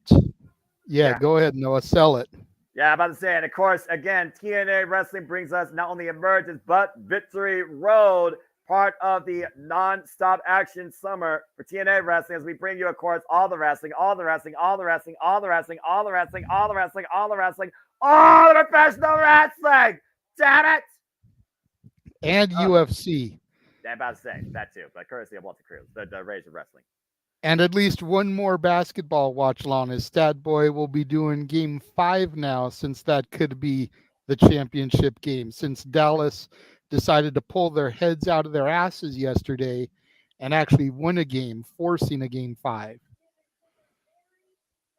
So Wow. we've been adding so much to the watch long schedule. Walter doing UFC. We've added GCW. We've added Blood and Guts. Like I just touched on, we've got at least one more NBA Finals game. Definitely branching out here within the multiverse of media, and you gotta love it. That is how you truly become a multiverse, is to not just be confined and narrow to one type of thing. You expand your horizons, you broaden your viewership, you bring new fans in. Yeah, our bread and butter is always going to be, as Noah likes to say, professional wrestling. Damn it. Damn it. But that doesn't mean that we can't cover a women's federation like Mission Pro Wrestling. That doesn't mean that we can't cover the UFC, which is under the same umbrella as WWE. It doesn't mean we can't cover the NFL or Major League Baseball or the NHL or the NBA or the UFL. Hell, if Statboy wasn't working tomorrow, he'd be doing the UFL championship game. But priorities over passions. He's got to work, so gotta put that one to the side for this year. But so much as we expand the multiverse. Walter doing commentary with us, Datilla, myself, James, of course, the simple man with the spectacular voice, the MVP of the JMN. Yeah, nice. Well, again, it just goes to show how much not only the WWE media is expanding, but the WWE is expanding underneath this new era. As Bayley is proud and excited to be the first champion of this new era for the SmackDown Women's Division, holding the WWE Women's Championship. But she might be facing her most dangerous obstacle to date in this first time ever one-on-one matchup. Bayley versus Piper Niven. And this is our semi-main event. I love seeing that name. I love her theme too. That's just one of the many that Def Rebel has. That's like a low-key hitter right there. Her theme song is fire. Does it have the same oomph as the Bloodline theme? No, of course not. That is the peak of Def Rebel. I think you can agree. That Bloodline theme is like so epic. That is legitimate final boss in a video game style. But Piper's is like next level down, in my opinion. That's like load screen. Select your character type music. You've got that there to kind of get you hyped.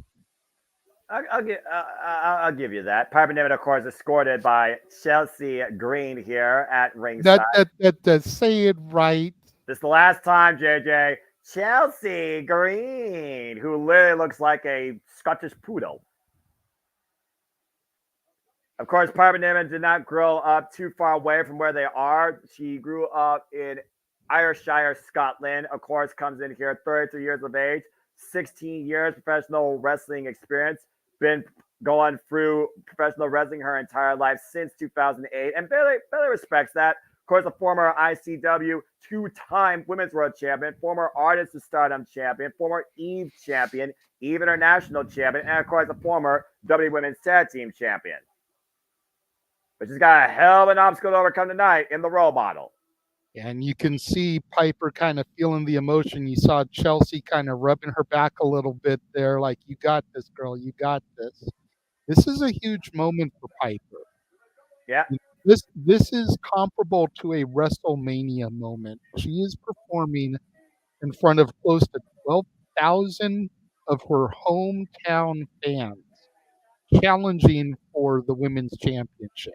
And both women right here with butterflies in their stomachs. And again, happy birthday to Bayley, of course, who is our current WWE Women's Champion. And we already know that Bayley realizes the power she deals with Piper Niven after King and Queen of the Ring SmackDown when Piper squashed her quite literally and drove her head into the mat. We talked about it earlier. You said you watched the kickoff, so you saw the emotions. You heard what Piper Niven had to say regarding Bayley and regarding this moment. And Bayley even says she knows what it feels like to not only compete in front of your family and friends in your hometown, but to lose and to win. Bayley's been where Piper Niven is at now. The question is, can Piper Niven overcome what Bayley already has? Well, we're going to find out here momentarily. Lil Nate, Charles Robinson are official, and we didn't think that the Unholy Union would be able to get it done. We all pretty much assumed that the champs were going to retain there. And via a miracle, they were able to pull it off. Does that set the trend? Do we get a new champion here? I've said all along, I would rather pay money to see Piper versus Nia as opposed to Bayley versus Nia. Let's go down there. Because if Nia goes into SummerSlam and loses to Bayley, then you may as well just release her again. But Piper versus Nia, that's the irresistible force and the immovable object. You don't know who would win. As we take a look again. Yeah, there we go. Thank you, Samantha. Challenger, Piper Niven, again, 33 years of age, 16 years in the game, from Ayrshire, Scotland. Yeah, a town of about 5,000, she said on the kickoff show. Very small town. Opponents from San Jose, California. She is the current WWE Women's Champion. She is the role model, 35 years of age. Happy birthday. 15 years in the game. It's Bayley. And clearly, Bayley is in enemy territory.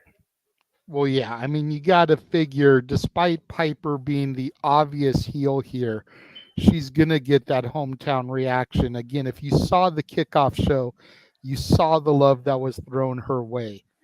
You got to see the woman behind the character telling the legions of fans how much she loved them for that show of appreciation and gratitude.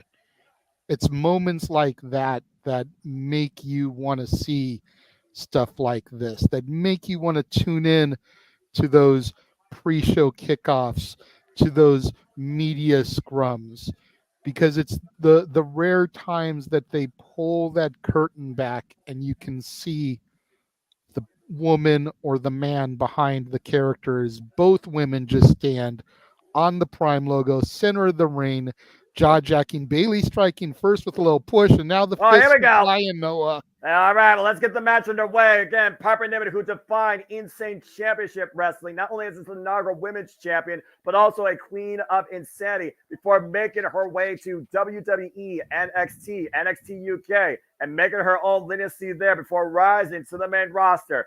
Finds herself the greatest opportunity in her wrestling career today.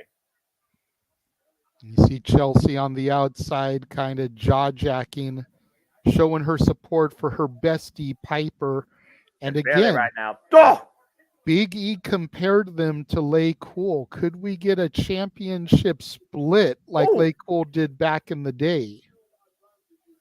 First off, no, that's a stupid idea for Bad Creative. And secondly, it barely called Chelsea Green Piper Niven's barking, yipping puppy. Piper Niven, though, going to the outside, being distracted by Chelsea. Well, I mean, if you compare the two, Chelsea's a Chihuahua and Piper's a Doberman, but that's neither here nor there. Piper with a massive headbutt to Bayley on the outside. Of course, Towers can only get his hands via pinfall submission inside the ring. For those that don't know, Piper Niven's former identity was known as Viper. Again, she's been in and out of Scotland, the UK, Japan, before coming to WWE. Former World of Sports Women's Champion, Pro Wrestling Eve Champion, SWA, Undisputed Women's World Champion. And Bayley right now trying to take advantage of Piper, and somehow Bayley's going to have to neutralize the power of Piper Niven at going for that crossbody as Bayley gets out of the way of avoiding certain destruction. And to your point, it should be Lyra. The winner of this match has an angry queen, Nia, waiting for them at the biggest party of the summer. Oof. Of course, part of the time Nia Jax faced Bayley was NXT TakeOver London. Oh, and a stomp to the hand. And Charles Robinson right now That's not good. Oh, here we go. Chelsea's Green- putting her hands on the official. Yeah, you know what that means, right? Yep. Should I say it or should you? Well, there wasn't 1 strike, 2 strike, or 3 strikes, but Chelsea Green is out of here. Charles Robinson has ejected her from ringside. Piper now has to go at it alone. Well, Piper's going to earn this opportunity for herself versus them. This should be the way that she does it. Chelsea Green's too much of a distraction. That's fair. And Chelsea Green literally being sung out of the building as Charles Robinson has ejected the hot mess. Now she's going to be more of a mess backstage. Piper Niven needs to regroup, though, here. She doesn't have that support. She doesn't have that added factor to play to her advantage or her disadvantage. And Bayley now trying to take advantage, going for the schoolgirl. Here's the roll up by the champion. Gets a 2 count. Hopefully you make a lot of money. Big drop kick there. And right now, Piper Niven on the back seat as Bayley's trying to take advantage, looking for the front face lock and not going to outpower Piper Niven as Bayley finds a way to the apron. Big shoulder block, though, to the midsection. And the front face lock as Bayley's trying to take advantage of Piper Niven in between the ropes, but Piper with these body shots here. Piper, oh no! Bayley ripped cord into the ropes, brought down to the floor. Hey, this is the definition of a power battle. Again, we've seen Bayley, our underdog, overcome the odds, of course. A young fan of her own right that finally claimed the NXT Women's Championship against Sasha Banks. Oh my God! Piper Niven rolling like a boulder off the apron with the cannonball, wiping out Bayley on the floor. And like you said, JJ, we saw the unholy union rise to promise it could be Piper's night. I wouldn't be mad at it. I like Bayley and all. Don't get me wrong, but I feel for Piper. Again, we talked about how titles don't get hot-shotted anymore, but not every title needs a 300, 400-day run. Big backsplash by Piper Niven onto the back of Bayley. Yeah, there's no reason why they couldn't move the belt here and then on a SmackDown or at Money in the Bank, move the belt back to Bayley if Bayley versus Nia is absolutely what they're dead set on. There's no reason they can't do the little 1-month title change here. Well, either way, I don't see a queen getting a second crown, and I'm just going to leave it at that. Bayley right now trying to fight back after that running senton, able to kick out, though. And Piper beating Bayley. Massive headbutt by the Scot. And might rob Piper there for a moment there as Piper right now trying to regather her composure. Of course, Bayley, though, again, highly decorated. She is a Grand Slam champion. She is the winner of the Women's Royal Rumble, former Money in the Bank, again, current WWE Women's Champion, former SmackDown and Raw Women's Tag Team and NXT Champion. And Piper Niven with the splash in the corner to Bayley here.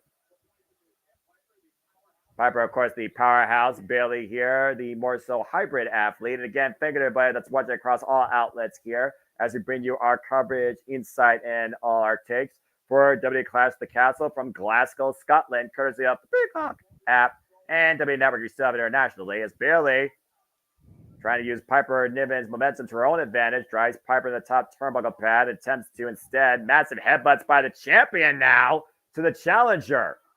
And if you're a fan of women's wrestling like we are, make sure you stay tuned in 3:30 Pacific, 6:30 Eastern as we cover Mission Pro Wrestling for the first time ever with the main event of La Princesa, Tiffany Nieves defending the championship against Bayley's #1 superfan, Izzy Moreno. Huge suplex, bringing Bayley back in the hard way. Yeah, that was an awkward landing as Bayley right now is trying to reimage her spine. Now Piper Niven with the cover lateral press, and Bayley gets the shoulder up at 2. Take a look at this, by the way. Front face slot, Deadlift German from the second rope. Awkward landing for the champion. But Piper able to get quickly into that pinfall attempt. Got a 2 3/4 damn near. And Piper doing what a lot of challengers don't do. She's staying on top of Bayley. A lot of challengers, for whatever reason, allow the champion to get some wind before going back into him. Piper staying right on top Vertical suplex countered into a DDT by Bayley. Yeah, desperation Piper maneuver, rolling to the outside. Smart, getting a little bit of distance away from the champion. And maybe a desperation maneuver by the champion, but if nothing else, a reprieve and a chance to regroup. But Piper Niven, again, great awareness or just instinct throw the outside. As Bayley goes into her third title defense tonight, and Bayley going to follow up with the tope suicida, rots Piper down to her knees.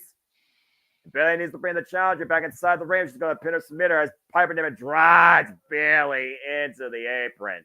Yep, again, as we always talk about, the hardest part of the ring, and again, not trying to be sexist, you figure women aren't going to be as defined back there as men are going to be, so that's probably got to hurt Bayley more than it would a Cody Rhodes or an AJ Styles. Conditioning also will come into a factor here, though, and whether or not Piper Niven can hold up longer than Bayley. We've seen Bayley go up to plus 30 minutes, of course, in an Iron Woman match. And Piper Niven right now trying to take advantage of Bayley. But Bayley right now trying to use the ropes to her advantage, kicking the side of Piper Niven's head here. Got her draped over the second rope. Might be looking for a big move out of the corner again. Bayley up to the second here. Oh, my! And got Piper up. Almost looked like a stunner of sorts there. And Bayley not done yet. Dropping the elbow across the back of the head and neck of Piper. Bringing her back inside the ring. And Bayley right now with a huge chance. Let's go really find out what the champion's made of as well as the challenger. As Bayley to the top rope. Swanton bomb onto the back of Piper Niven there, rolling her over. Doesn't go for a pinfall, though. Bayley going back to the top rope for something else here. Well, again, this could be a mistake. That rolling senton, again, you wonder how much of that she got. As she hits the top rope, elbow drop. Here's the cover with the far leg. Piper kicks out at 2. You got to wonder if that was a mistake there, not going for the pinfall after the swanton onto the back. Well, to your point, all these high-risk moves took as much out of the champion as it did the challenger. Both women slow to get up to their feet. And Piper to her feet first, notice. With assistance of the ropes, some would say. And Bayley right now looking to follow up again. And Piper catching her. Planted with a vicious Uranagi. And there's the running senton. Is it enough here? Piper with the cover. No. And Bayley kicks out at 2 again. Stay on top of her, Piper. You know what you got to do. First time ever singles matchup. Piper Niven versus Bayley. This is for the WWE Women's Championship. And Piper Niven right now, does she know what to do to put away Bayley? Almost 12,000 strong chanting Piper Niven. Piper going up to the second rope, looking for something big. Bayley, though, able to scout her. Now both women up on the second. A dangerous spot here right now. Bayley looking for something here to play to her advantage. And then massive headbutts by the challenger, though. Piper readjusting her position. Quickly back up to her feet, though, as Bayley might be looking to hook up Piper. Bayley to Bayley. Corner! But can Bayley capitalize? Just too far away. And here comes Chelsea with a Rey Mysterio mask. What the God hell damn is it, Chelsea Green doing? Distracting. That is what she's doing. Charles Robinson is focused. Bayley has the pinfall. Well, Bayley with the cover. Charles, turn around, kick out. But that was just enough of a distraction to not allow Bayley to get the victory there off of that Bayley to belly suplex. And Bayley right Baseball now. slide takes out Chelsea Mysterio here. And this weird the superstar just got driven head first into the barricade. And Bayley looking to once again focus on Piper Niven. Might be looking for the Rose plant. Here we go. And she gets this. Bayley retains. Piper counter. Hooking up Bayley. Listen, Uncle Driver! Hasn't done the deal. Do we have a new champion? No! Come on, Piper. Whoa. How the hell did Bayley kick out of that with the way she was driven down on her head and neck? 2 9/10. Referee in perfect position for that move. Desperation's gotta be setting in right now for Piper Niven, though. She's throwing all her best shots, and Bayley once again showing why she is the champion. And Piper Niven once again goes up the second rope. The Baylor bomb denied as the knees get up. Piper did her best, though, to put Bayley in position and continue the punishment. Now Baylor going to follow up, and what? Gosh!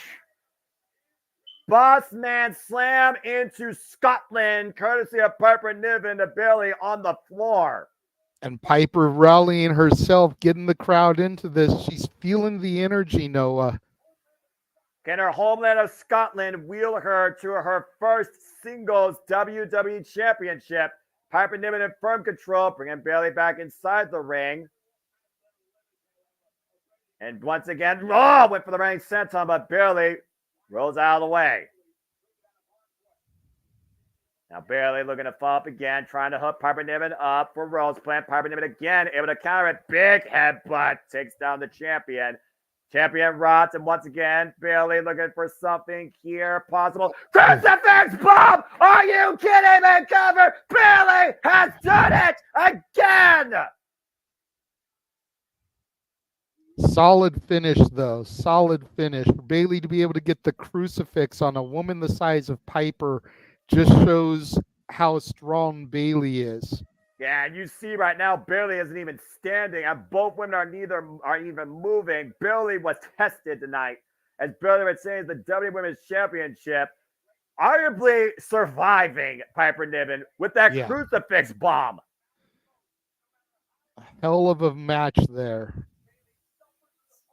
Somehow, Bayley once again overcomes the odds and picks up the win. Bayley was overmatched from the get-go by Piper Niven. Piper Niven had this match 90-10 with what she brought here. Take a look at this. Again, that Bayley to belly suplex. Avalanche Bayley to belly, but again on impact, like you said, Bayley couldn't capitalize. Chelsea Green coming in and arguably saving Piper Niven. Unfortunately, she only delayed the inevitable, some would say.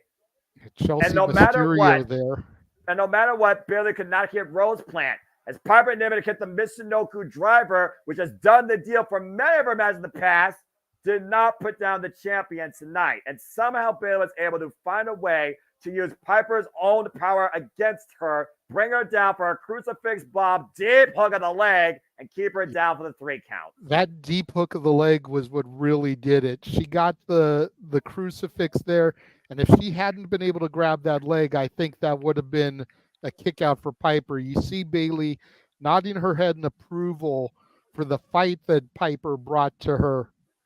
She realizes that she barely escaped, and now she's got another behemoth in Nia Jax waiting for her come SummerSlam. Well, assuming she makes it past Toronto.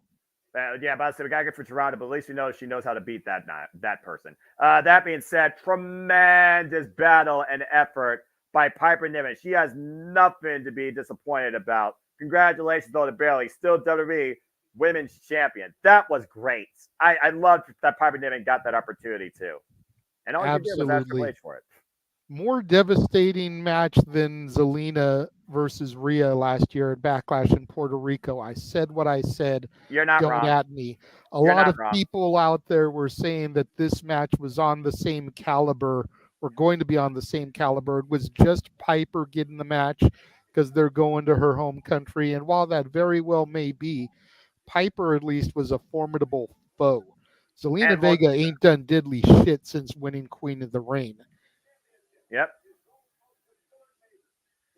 We take a look at the Scotland airport here.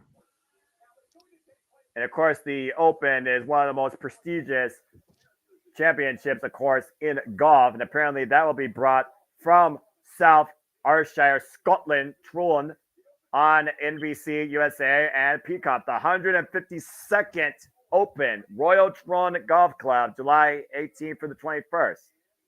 Scotland also home to some of the most prestigious golf courses in the world. It's gorgeous countryside. All right. Who we got here? Looks like a football player of some sort. FUTBOL. Oh, the world's strongest man, Tom Stoltman. The Albatross is his nickname. I wonder how many stones he weighs. Look at the guns on him. Yeah, this guy looks like a brute and a half. Wonder Everybody's if he's taking somebody it that WWE may be scouting. You figure we had Mark Henry, the world's strongest man. Of course, And immediately following, yep, we'll have, looks like a scrum or a post show of some sorts. Wait, Corey? Since when does Corey do post show? Well, I guess Corey Graves, your flight's going to be delayed. You have more work to do, bro. Poor Corey. He's pissed. Look at him. Wade Barrett's cracking up, but Corey's mad. Can you blame him? Michael Cole gets a reprieve. Anyway. Corey's like, fuck this shit. They don't pay me enough. Pouting Corey. That's the best thing I've seen this whole show. Oh, my gosh. And as we take a look at the Money in the Bank commercial for next month, the next time WWE will present a PLE in Toronto, Ontario, Canada, with my NXT Heatwave the next day. The mission is simple. Climb the ladder, claim the briefcase, define your career forever. The ultimate heist. Money in the Bank. July 6th. This message will self-destruct. Speaking of defining one's career forever, Noah, it's just about time for the Scottish Warrior to challenge for the World Heavyweight Championship in his home country. The one match that we all thought was the odds-on favorite for a title change here tonight. Yeah. Will it still hold true, or with the swerve of new women's tag team champions, could we see a Second City Saint cost the Scottish Warrior his title opportunity?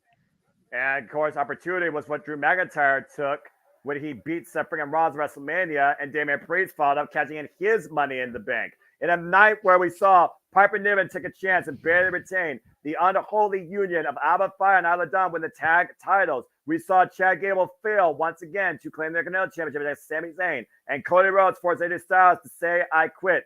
Time to see if broken dreams come true when he has finally come home. It is time for our main event as Drew McIntyre looks to reclaim his former glory and the World Heavyweight Championship gold. Damien Priest, Drew McIntyre, World Heavyweight Championship, and the Judgment Day is barred from ringside. Walter asks the $1 million question in the chat room. Will we hear Broken Dreams? Or will the lyrics that Drew recited at the kickoff show be all we get? As he told Damien Priest, I dream broken dreams and I make them come true.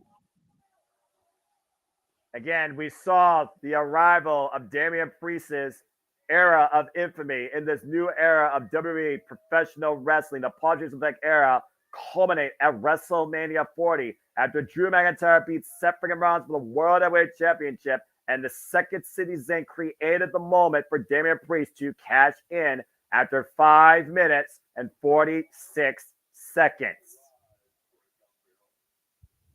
El Campeón. But of course, Drew McIntyre has been blaming everybody else, of course, for his failures. And Damien Priest literally talking how Drew McIntyre wants the match. He can get it. But again, sometimes it's hard to look in the mirror and realize who truly is wrong. And again, thank you everybody that's been tuning in to this entire Live Watch event. Hope you enjoyed our commentary, coverage, reactions. Jade will be right back. Please like, subscribe, comment, tell a friend. And if you are enjoying what you're hearing and you want to dictate the conversation, join to dictate at Kazane Studios, Dimension Network, Multiverse. Super Chat truly is as simple as that. As Triple H made the announcement known that King and Queen of the Ring, the very first match known, Drew McIntyre versus Damien Priest for the World Heavyweight Championship in Glasgow, Scotland, as we have our cold opener still going. Again, folks, do you think broken dreams come true? Do you think Drew McIntyre reclaims his former glory in front of his people in his homecoming? Does the age of infamy continue to reign, led by Judgment Days Archer with me, Damian Priest. Does CM Punk change the culture and upset everything? And of course, after this, keep in mind, whoever is champion at this moment will be facing Gunther for the World Heavyweight Championship at SummerSlam. Of course, we saw lately how Drew McIntyre got the better of Damian Priest in the Judgment Day, but Damian Priest, of course, planted Drew McIntyre through an announce table. The funny thing about this, Jade, Damian Priest said this isn't Judgment Day's title. This is my title. And I don't need Judgment Day. Judgment Day needs me. But I still argue that Judgment Day needs one thing more than anybody, and that is Rhea Ripley, because they're falling apart at the seams. As I saw live Monday night, Drew McIntyre beat Finn Balor to make sure Judgment Day will not be at ringside.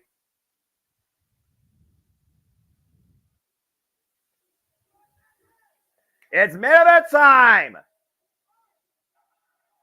Whoa. Of course, bagpipes. They're playing Roddy Piper's theme. Of course. Of freaking course. It's WrestleMania all over again. Well, if I remember correctly, it's a traditional Scottish song. We just know it and recognize it as Piper's theme. So it makes perfect sense. The question is will the bagpipe group play Drew's theme? Oh, man. God, this is awesome. To your point, this theme, for those that don't know, originally the theme of the Hot Rod Roddy Piper, it is a famous song, of course. It's called The Green Hills of Tyra, as you're hearing it by Scotland the Brave, the Inverary and District Pipe Band of Scotland. That pipe's also known as the squeeze bag, also known as to some the most annoying instrument possible. Depending on how it's played, I would put the bagpipes right up there with the accordion as far as annoying. Same. But the way they are playing it here right now, it sounds quite beautiful. So that's perfect synergy. That's the thing. Exactly. It's all about time and place. Bravo.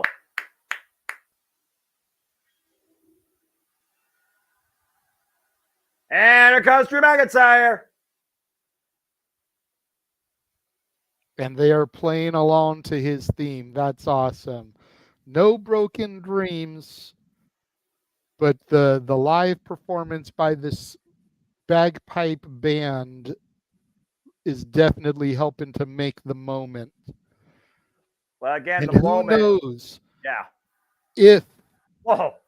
if Drew can do it, we could still get Broken Dreams as his victory song. Well, the question is, will Drew McIntyre claim victory in his homecoming? Sign says, please sign me, champ, and Drew signed it. Could that be a curse? Good God.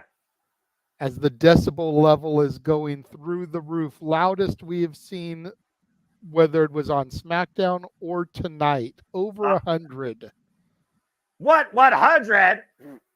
But yes, to your it's point. dipping down a little bit now, but it was at 105 a second ago as Drew grabs the Scottish flag and carries it over his shoulders. Literally born out of Ayr, Scotland, this 6'5", 266-pound tested individual of the game, Drew McIntyre, former World Heavyweight Champion who had his moment dashed away in 5 minutes and 46 seconds at WrestleMania, not only fights for himself, but for all of Scotland tonight.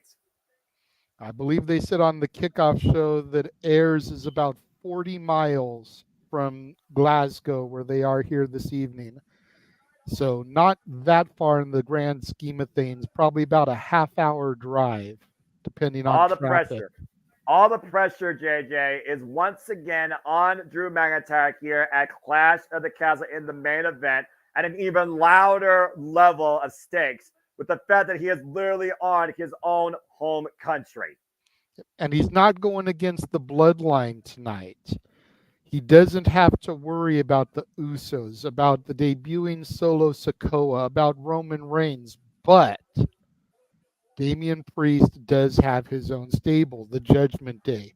And despite the fact that they are barred from ringside, hell, we just saw in the last match Chelsea Green get ejected from ringside and still come back in a Rey Mysterio mask.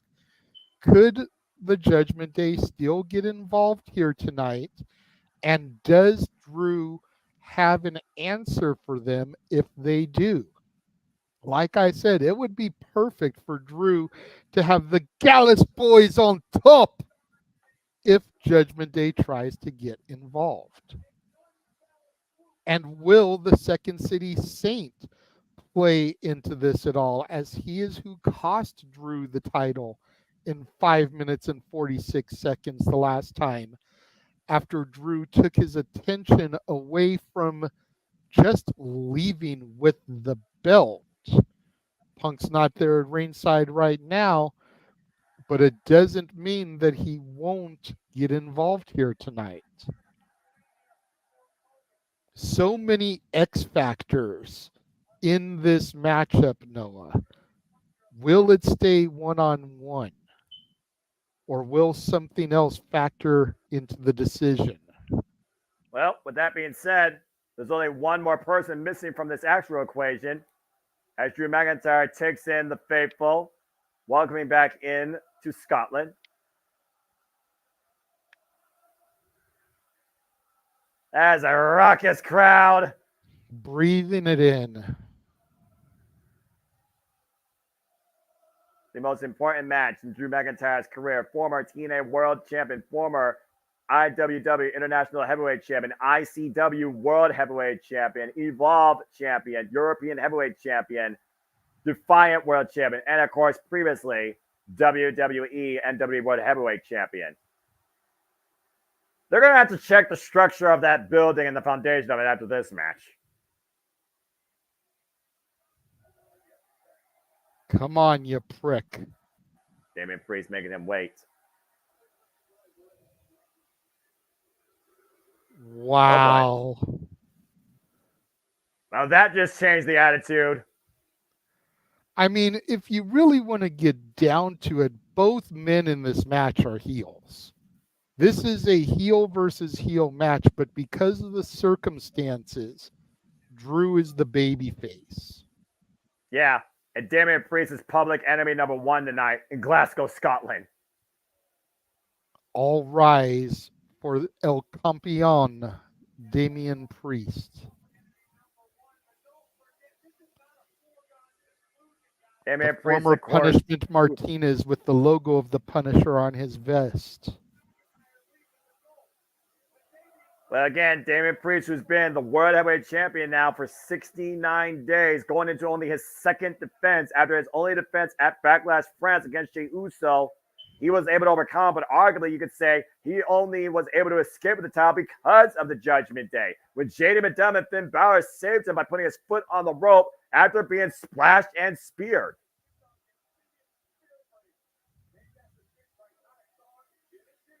Ah, man, that's stupid nonsense. I'm just going to leave that alone before I start a rant of a whole different sort, I swear. And if you'd like to hear Noah rant about Gin and Juice sponsor, here we go again. Super Chat. $20 to the Casa D18 Studios channel, and Noah will rant on it. However, if the Super Chat comes in during the match, you'll have to wait till post-match. We are not going to take away from the match for Noah to rant. The fact of the matter that this is literally Drew McIntyre and Damian Priest's second singles match after their first singles match was, get this, 7 seconds in their entire WWE careers is saying something. The only other time these two face chart one-on-one regarding championship gold was WrestleMania. Prior to that, the only other one-on-one match they had was Monday Night Raw earlier this year. And guess who won? Drew McIntyre. But again, does Damian Priest truly need the Judgment Day? And if he wins it tonight against Drew McIntyre, does that truly define Damian Priest as the leader, or honestly the guy ready to leave this group behind? Both men about the same height. Drew's got Priest by maybe an inch or two. If that. Yeah, like I said, maybe. So we go to Samantha Irvin for our ring announcements. This is our main event. Yeah, look at the trepidation in Samantha Irvin's face seeing this. These two men locking eyes. Yes, Samantha, let the audience let you get the tone for a moment because jeez. Challenger. Air Scotland. 39 years of age. 23 years in the game. Drew McIntyre, the former WWE World Heavyweight Champion. The man originally proclaimed by Vincent Kennedy McMahon as the chosen one back when he debuted. Meanwhile, the opponent, not Glasgow's chosen, but prime target, 42 years of age, 20 years in the game, El Campeon, the World Heavyweight Champion, Damien Priest. Well, give me just a second, Noah. We know what time it is. Here we go! Little premature, I know, but I didn't want to take away from any more moments while we had that lull. Well, considering what happened at WrestleMania 40, as soon as the bell rang, he literally claymored Seth's head off. That probably was a wise move. Belt and again, being held up in the air. The prize being shown to the almost 12,000 in Glasgow. Big fight Bell field. rings. Here we go. Two behemoths, two heavyweight giants clashing for Raw's richest prize, the World Heavyweight Championship. And Drew McIntyre did not immediately explode. Drew McIntyre right now is just taking it in and picking and waiting on the moment. The look on determination on Drew's face. You got to imagine if Has Drew he ever been more ready? I mean, even when he took on Brock Lesnar, has he been ever more focused? But to your point, think about how much this country has meant to Drew McIntyre. He talks about it days on end, how proud he is of his Scottish heritage. Collar and elbow tie up. Neither man really given an inch. You were saying? And I think we just found who the stronger man is in this match after that. For those At that least don't, momentarily. well, you know, sometimes all you need is a moment. By the way, 6'6", 266 pounds is Drew McIntyre. Damien Priest, 6'6", 242 pounds. Literally less They're than the a same height. 25-pound weight differential with these two men. As Drew McIntyre looks to fly over the top Jesus. and lay it hard on Priest's head and neck and shoulders, wiping the champion on the outside. Take a look at this, JJ. That's God. great. He cleared the ropes.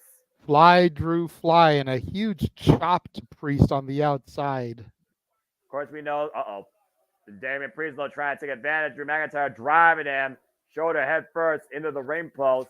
Back of the head, by the way. Trying to create He looked like he was ready for a belly-to-belly there on the outside, but Priest able to counter, take over the momentum here, throwing Drew into the barricade. Damien Priest trying to eliminate the number one factor in this match, the audience here. Again, you talked about before the best of the best that Drew McIntyre has beaten, including Brock Lesnar. And Damien Priest coming in and catching Drew, bringing it off the second rope with the shoulder block. Damien Priest says he will not be bothered, though, by this homecoming for Drew McIntyre. We talked about what happened when Damien Priest was in Puerto Rico with Bad Bunny. He lost that night, and he was a homecoming boy. And Drew McIntyre catching Damien Priest. Oh! Good grief. Like a sledgehammer just going across your chest. Big right. Armbreaker. Big shot by Damien Priest here. Neither of these men give it an inch. Right now, Damien Priest picking up speed and Drew catching him. Plant him with a spine buster. Jackknife foot over kick out. Whoa. Look at this. Bam! Beautiful floater into the jackknife for the first near fall of this match. We talked about a couple of years ago in Wells how at Clash of the Castle, he competed against Roman Reigns in the main event for the undisputed WWE Universal Championship, JJ, and he lost due to outside factors. Uh-oh. Yep. Oh! Face first with the flatliner goes Drew McIntyre as Damien Priest once again looks to bring the match to his favor. Now Crane doesn't pick up speed, jumps in with the flying elbow strike. Damien Priest starting to gain momentum here, now hooking up Drew. Oh, God, release Falcon Arrow. Covered by Priest and a near fall. Damien Priest here, you can see trying to assert his dominance. Champions got to do that because somebody like Drew McIntyre will take advantage if he doesn't. The best way to rattle Drew and take him out of his game is to try to assert his dominance here. Damien Priest also pointed out how some people, including Drew McIntyre, call him a paper champion, call him a joke because he won via Money in the Bank. And you always got to wonder if Damien Priest has proved himself worthy of the value that is the World Heavyweight Championship. And now Drew, though, springing up and over the apron, now climbing to the top rope. Woo! Damien Priest, though, up and over, catching him. And meanwhile, Drew trying to hook up Damien. Oh! Coming now, but Drew McIntyre hooking the leg of the Mississippi driver, and Damien Priest gets the shoulder up. He tried to use Priest's momentum against him. Instead, he turned it into a Michinoku driver. It's the third Michinoku driver we've seen tonight. We saw Sami do it. We saw Piper do it. And now we're seeing it here. Since when is Taka Michinoku in good cahoots with WWE? Front face slot. Double under. Might be looking for a future start DDT. I'm just saying. Hey, aren't we supposed to be getting some announcement from Noah tomorrow? That is correct. I'm not sure if Taka works for Noah, but as a Japanese wrestler, as a former WWF light heavyweight champion, I'm just saying it could be a little foreshadowing, good sir. And there goes the prime hydration stage as both men are fighting on the outside. Knife-edge chop by Drew McIntyre here, and what's been nothing but a physical bout since the bell rung. Do you expect anything less? Not from these two. I mean, I'm not expecting some kind of cruiserweight flippity-floppity match here. Or a technical clinic. I'm expecting a knuckle buster, a knockdown, drag-out brawl. Well, Scotland's known for their big men. Well, Scotland's known to be a fighting country. Damien Priest right now able to rock Drew McIntyre. Now Damien Priest once again picking up speed. Up and over. Blah, blah, blah. Oh, dear. Oh, no. Oh, no. Oh. He might have snapped his ankle. He wasn't careful there. And Damien Priest hung up in a really bad trio of woe. His freaking right boot tied up in the ropes. And McIntyre fired up and teeing off. Also botch. And McIntyre right now, as the referee's trying to free Damien Priest.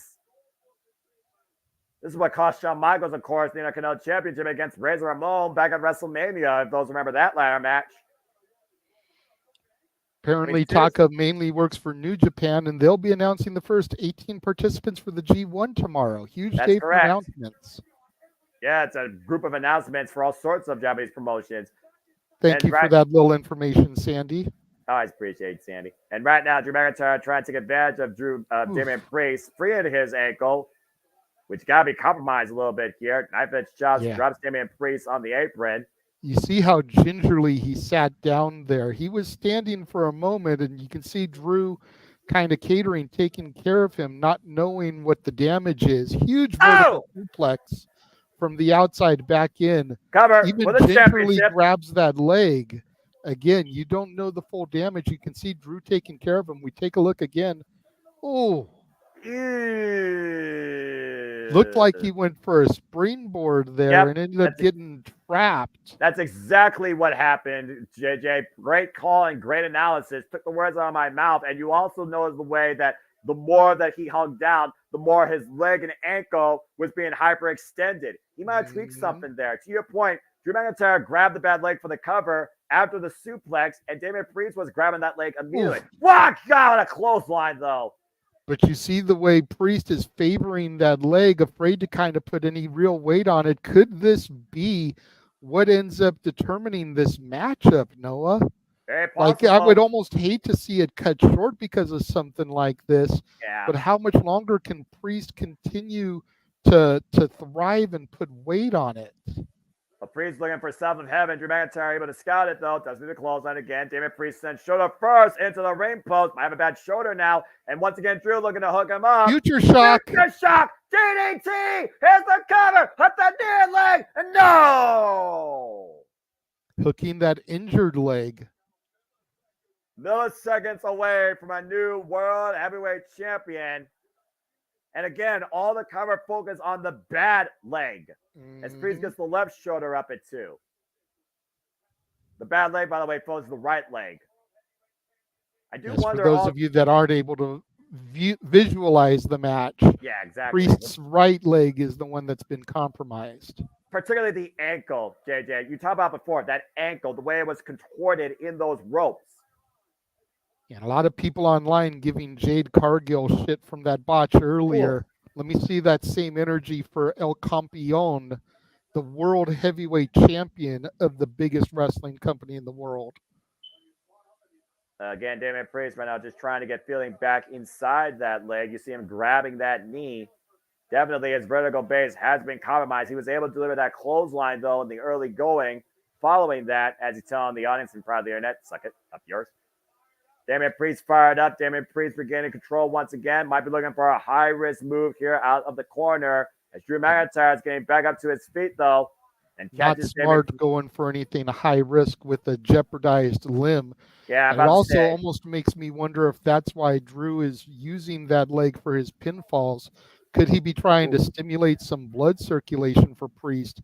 In effect, trying to help him out by hooking that leg. You know, Drew McIntyre wants no asterisks on this when it comes to regaining the championship. He wants to beat Priest. He wants to literally have the fight worthy of warriors. That's what he called Seth freaking Rollins. Meanwhile, Damien Priest, Razor's Edge in the cover. Is it enough here? Two No. Man. How much damage did that do to Priest, though, trying to elevate that 260-plus pound frame with the injured ankle? Let alone launch it forward using the right leg for forward momentum. Drew McIntyre is still alive, though, and what is our main event here for the World Heavyweight Championship? As again, she's trying to get feeling back in the right leg, and Damien Priest looking to take Drew McIntyre south of heaven. And I gotta wonder, though, is there doubt seeking into the champion's head? Drew once again with the statement, up yours. And again, McIntyre teeing off against Damien Priest, but wants Damien Priest to bring the fight. He talked about suffering and Rollins being distracted too much from their World Heavyweight Championship bout and not being able to maybe bring out the best in him ahead of that night. We saw what Seth was willing to go through and survive and endure for Drew McIntyre to beat suffering and Rollins for the World Heavyweight Championship. Is Drew asking and expecting the same, if not more, from Damien Priest? Center of the ring right now, these two juggernauts just teeing off against one another. I'm not sure who's going to get the better of this exchange, though, JJ. Good God. And Priest and Drew right now on wobbly legs. Oh, big elbow strike to the jaw. Ooh. And returned by Drew McIntyre. The receipt, as it were. Another one from Priest. That just turned Drew around, though. And Drew literally using the top rope, though. And Priest asking Drew to bring it. Oh, get to the midsection, up kick. And now Drew McIntyre right now on the end of a kicking barrage by Damien Priest, trying to use the good leg. Oh, Glasgow kiss. Yeah, that's in Glasgow. Champ. And answers back. Jumping kick. Rolling kick. Trouble in paradise, kind of. But Drew McIntyre still on his feet, refusing to go down. Went for that kick again. Dr. Niven. Big net breaker. Takes Damien Priest down. And both men down for now. Notice the referee checking on Priest more than Drew, trying to make sure that Priest can still go, seeing if he's seriously injured or not. Much to Matthew's point, wondering how much is a sell job and how much is serious injury. Well, again, you wonder, how much Damian Priest and Drew Big McIntyre kip up said. from Drew. Of course, a kip up from the Scotsman in Scotland. Do you feel? See him shaking it up. Do you Could feel he be it? getting ready for Claymore country, Noah? Do you feel No. it, JJ? And Damian Priest Priest must being have. smart, rolling out of the ring. Yeah, Damian Priest must have thought that it was coming. Great decision by Damian Priest. Now picking the ankles of Drew McIntyre, bringing him to the outside. Oh, Another again, Glasgow kiss. Again, Glasgow kiss, that massive head. Now Damian Priest, Claymore from the barricade! Completely destroying the barricade there, right by the timekeeper station. But he can't pin him out there. He's got to bring him back inside the ring to win the title. And he's still got 8. Referee only had a 3 count, 7 seconds to still bring the dead weight. Yeah, that's a massive dead weight, by the way. 242 pounds worth. McIntyre dragging in the World Heavyweight Champion back inside the ring. And McIntyre right now, with the biggest moment of this match tonight, might be 3 seconds away from winning back the World Heavyweight title. You see it in his eyes. 3, 2, 1. Raise to his feet. Oh, got caught. Got caught. South of heaven. South of heaven. Priest to retain. Hook of the 5 leg. And McIntyre gets the shoulder up at 2. You got to figure that Priest wasn't able to get as much of the pinfall as he wanted because of the ankle injury there. Yeah, literally he couldn't get full body on body, couldn't hook the leg. Boom. He just barely fell into the pinfall, if we're being completely honest with ourselves. And look at the way he was also on his base, only on 1 leg. So to your point, there was no forward body weight on Drew McIntyre. Priest honestly lucky that Drew couldn't hook him and roll him up for a pinfall in that cover. It's a different vibe. It's a different feel tonight. It's a different test for both men here. Glasgow, Scotland, our main event, Clash at the Castle for the WWE World Heavyweight Championship. McIntyre versus Damien Priest 2. As McIntyre drives himself up in the corner. Damien Priest right now perching Drew up on the top turnbuckle pad. And the sweat flying off that open palm strike to the chest of the Scotsman. And again, both these men right now have to be absolutely running on fumes.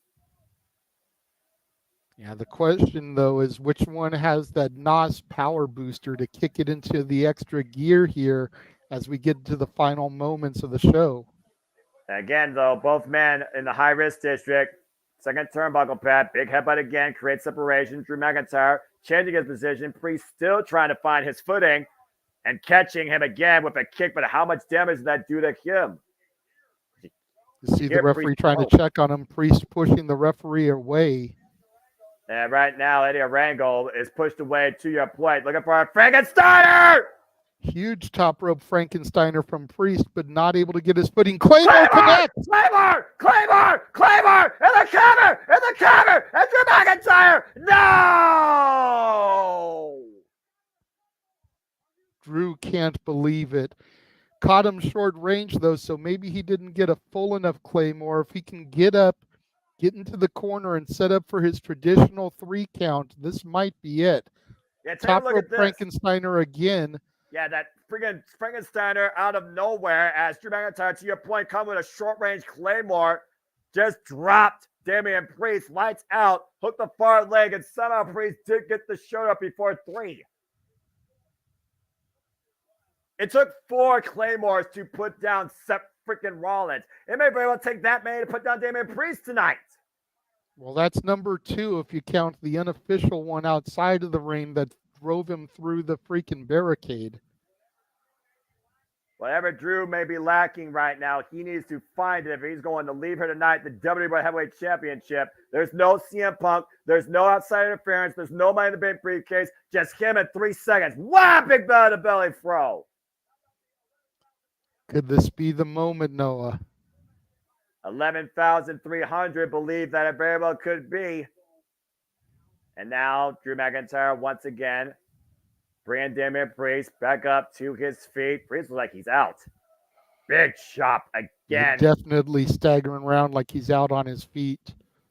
And once again, another better, but He's Priest fighting. somehow fighting back. Referee, whoa, gets out of harm's way. Header clap by Damien Priest creates separation as the referee avoids certain destruction and might have hurt his own leg. Now Priest put up McIntyre up on the shoulder. McIntyre able to escape again. And There goes the referee. And then Randall just went flying into the barricade. Meanwhile, McIntyre looking for, oh, wait a minute. Oh, release power bomb by Priest. Able to intercept McIntyre, coming in for another Claymore. Once again, looking to send McIntyre up for South of Heaven. McIntyre able to counter, picks up speed, doesn't need close line. Claymore connects. Claymore connects. That's number 3. There's no official. There's no official. 1, 2, 3, 4, 5. We need a referee. 6, 7, 8, 9, 10. Another official. 1, 2, and wait a second. What the hell? It's CM Punk. It's CM Punk. Oh, no. CM Punk just screwed Drew McIntyre by not counting the 3, Noah. He's not an official either. Well, he's wearing the stripes. And again, CM Punk hits Drew McIntyre where it hurts the most. Uh-oh. And he might pay for it. I don't know if CM Punk's making it clear, by the way, folks. Oh, a low blow. Pie facing Drew down, and Punk goes through the ropes. A ruse by the Second City Saint of Chicago tonight here in Scotland. CM Punk might literally cause a riot. Priest making it to his feet as CM Punk watches Eddie Durango back inside the ring, and Priest hooks McIntyre south of heaven. Unable to go quickly for the cover. Pinfall. Grabbing that angle, crawling in, hooked on near leg, and Priest has retained. What the fuck? CM Punk just screwed Drew McIntyre again in his home country. You can see Priest saying something to Punk here. The catalyst of change, the cult of personality, just cost Drew McIntyre everything in his homecoming. McIntyre was screwed in Cardiff by Solo Sikoa arriving to the Bloodline's aid. Tonight, Drew McIntyre screwed at Clash of the Castle in Scotland due to CM Punk interfering. Wow. The one championship that we basically thought was definitely going to change hands, and it didn't, because the Second City Saint cost Drew McIntyre the match. But again, you watch the final moments. You watch after Priest got the pinfall. Priest was saying something to Drew, whether it's thank you, whatever. You could see that some message was being given. Yeah, let's go back to the highlights though real quick here. That first South of Heaven, to your point, if Damien Priest had a better way on the cover, he very well could have retained right there. That was Priest's best shot. And then Drew McIntyre able to escape out of Damien Priest, but Durango was drove into the barricade, the original official, out of the equation. And once again, counted out of the South of Heaven, picks up speed, hits him with an emphatic Claymore, middle of the ring for a fucking 10 count. And another official comes down, but that official wasn't a referee. It was CM fucking Punk.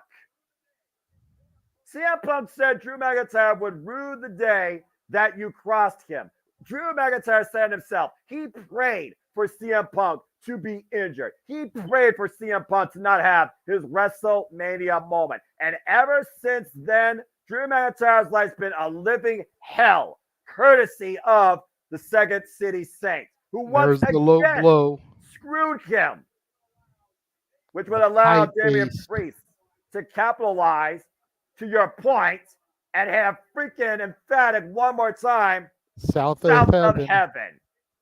Grabbing the ankle, crawling over for the cover, hooking the near leg, original referee Durango in play, 3 count, Damien Priest retains. Still, El Campeon. And he did it without the Judgment Day, which is a whole different conversation. Damien Priest still World Heavyweight Champion. Drew McIntyre still living a broken nightmare as once again, he does not achieve broken dreams at the second ever Clash at the Castle event where he main evented for a championship. This friggin' stage is cursed for him. Well, one of it is for sure. After what we just saw, Monday Night Raw is definitely going to be more interesting.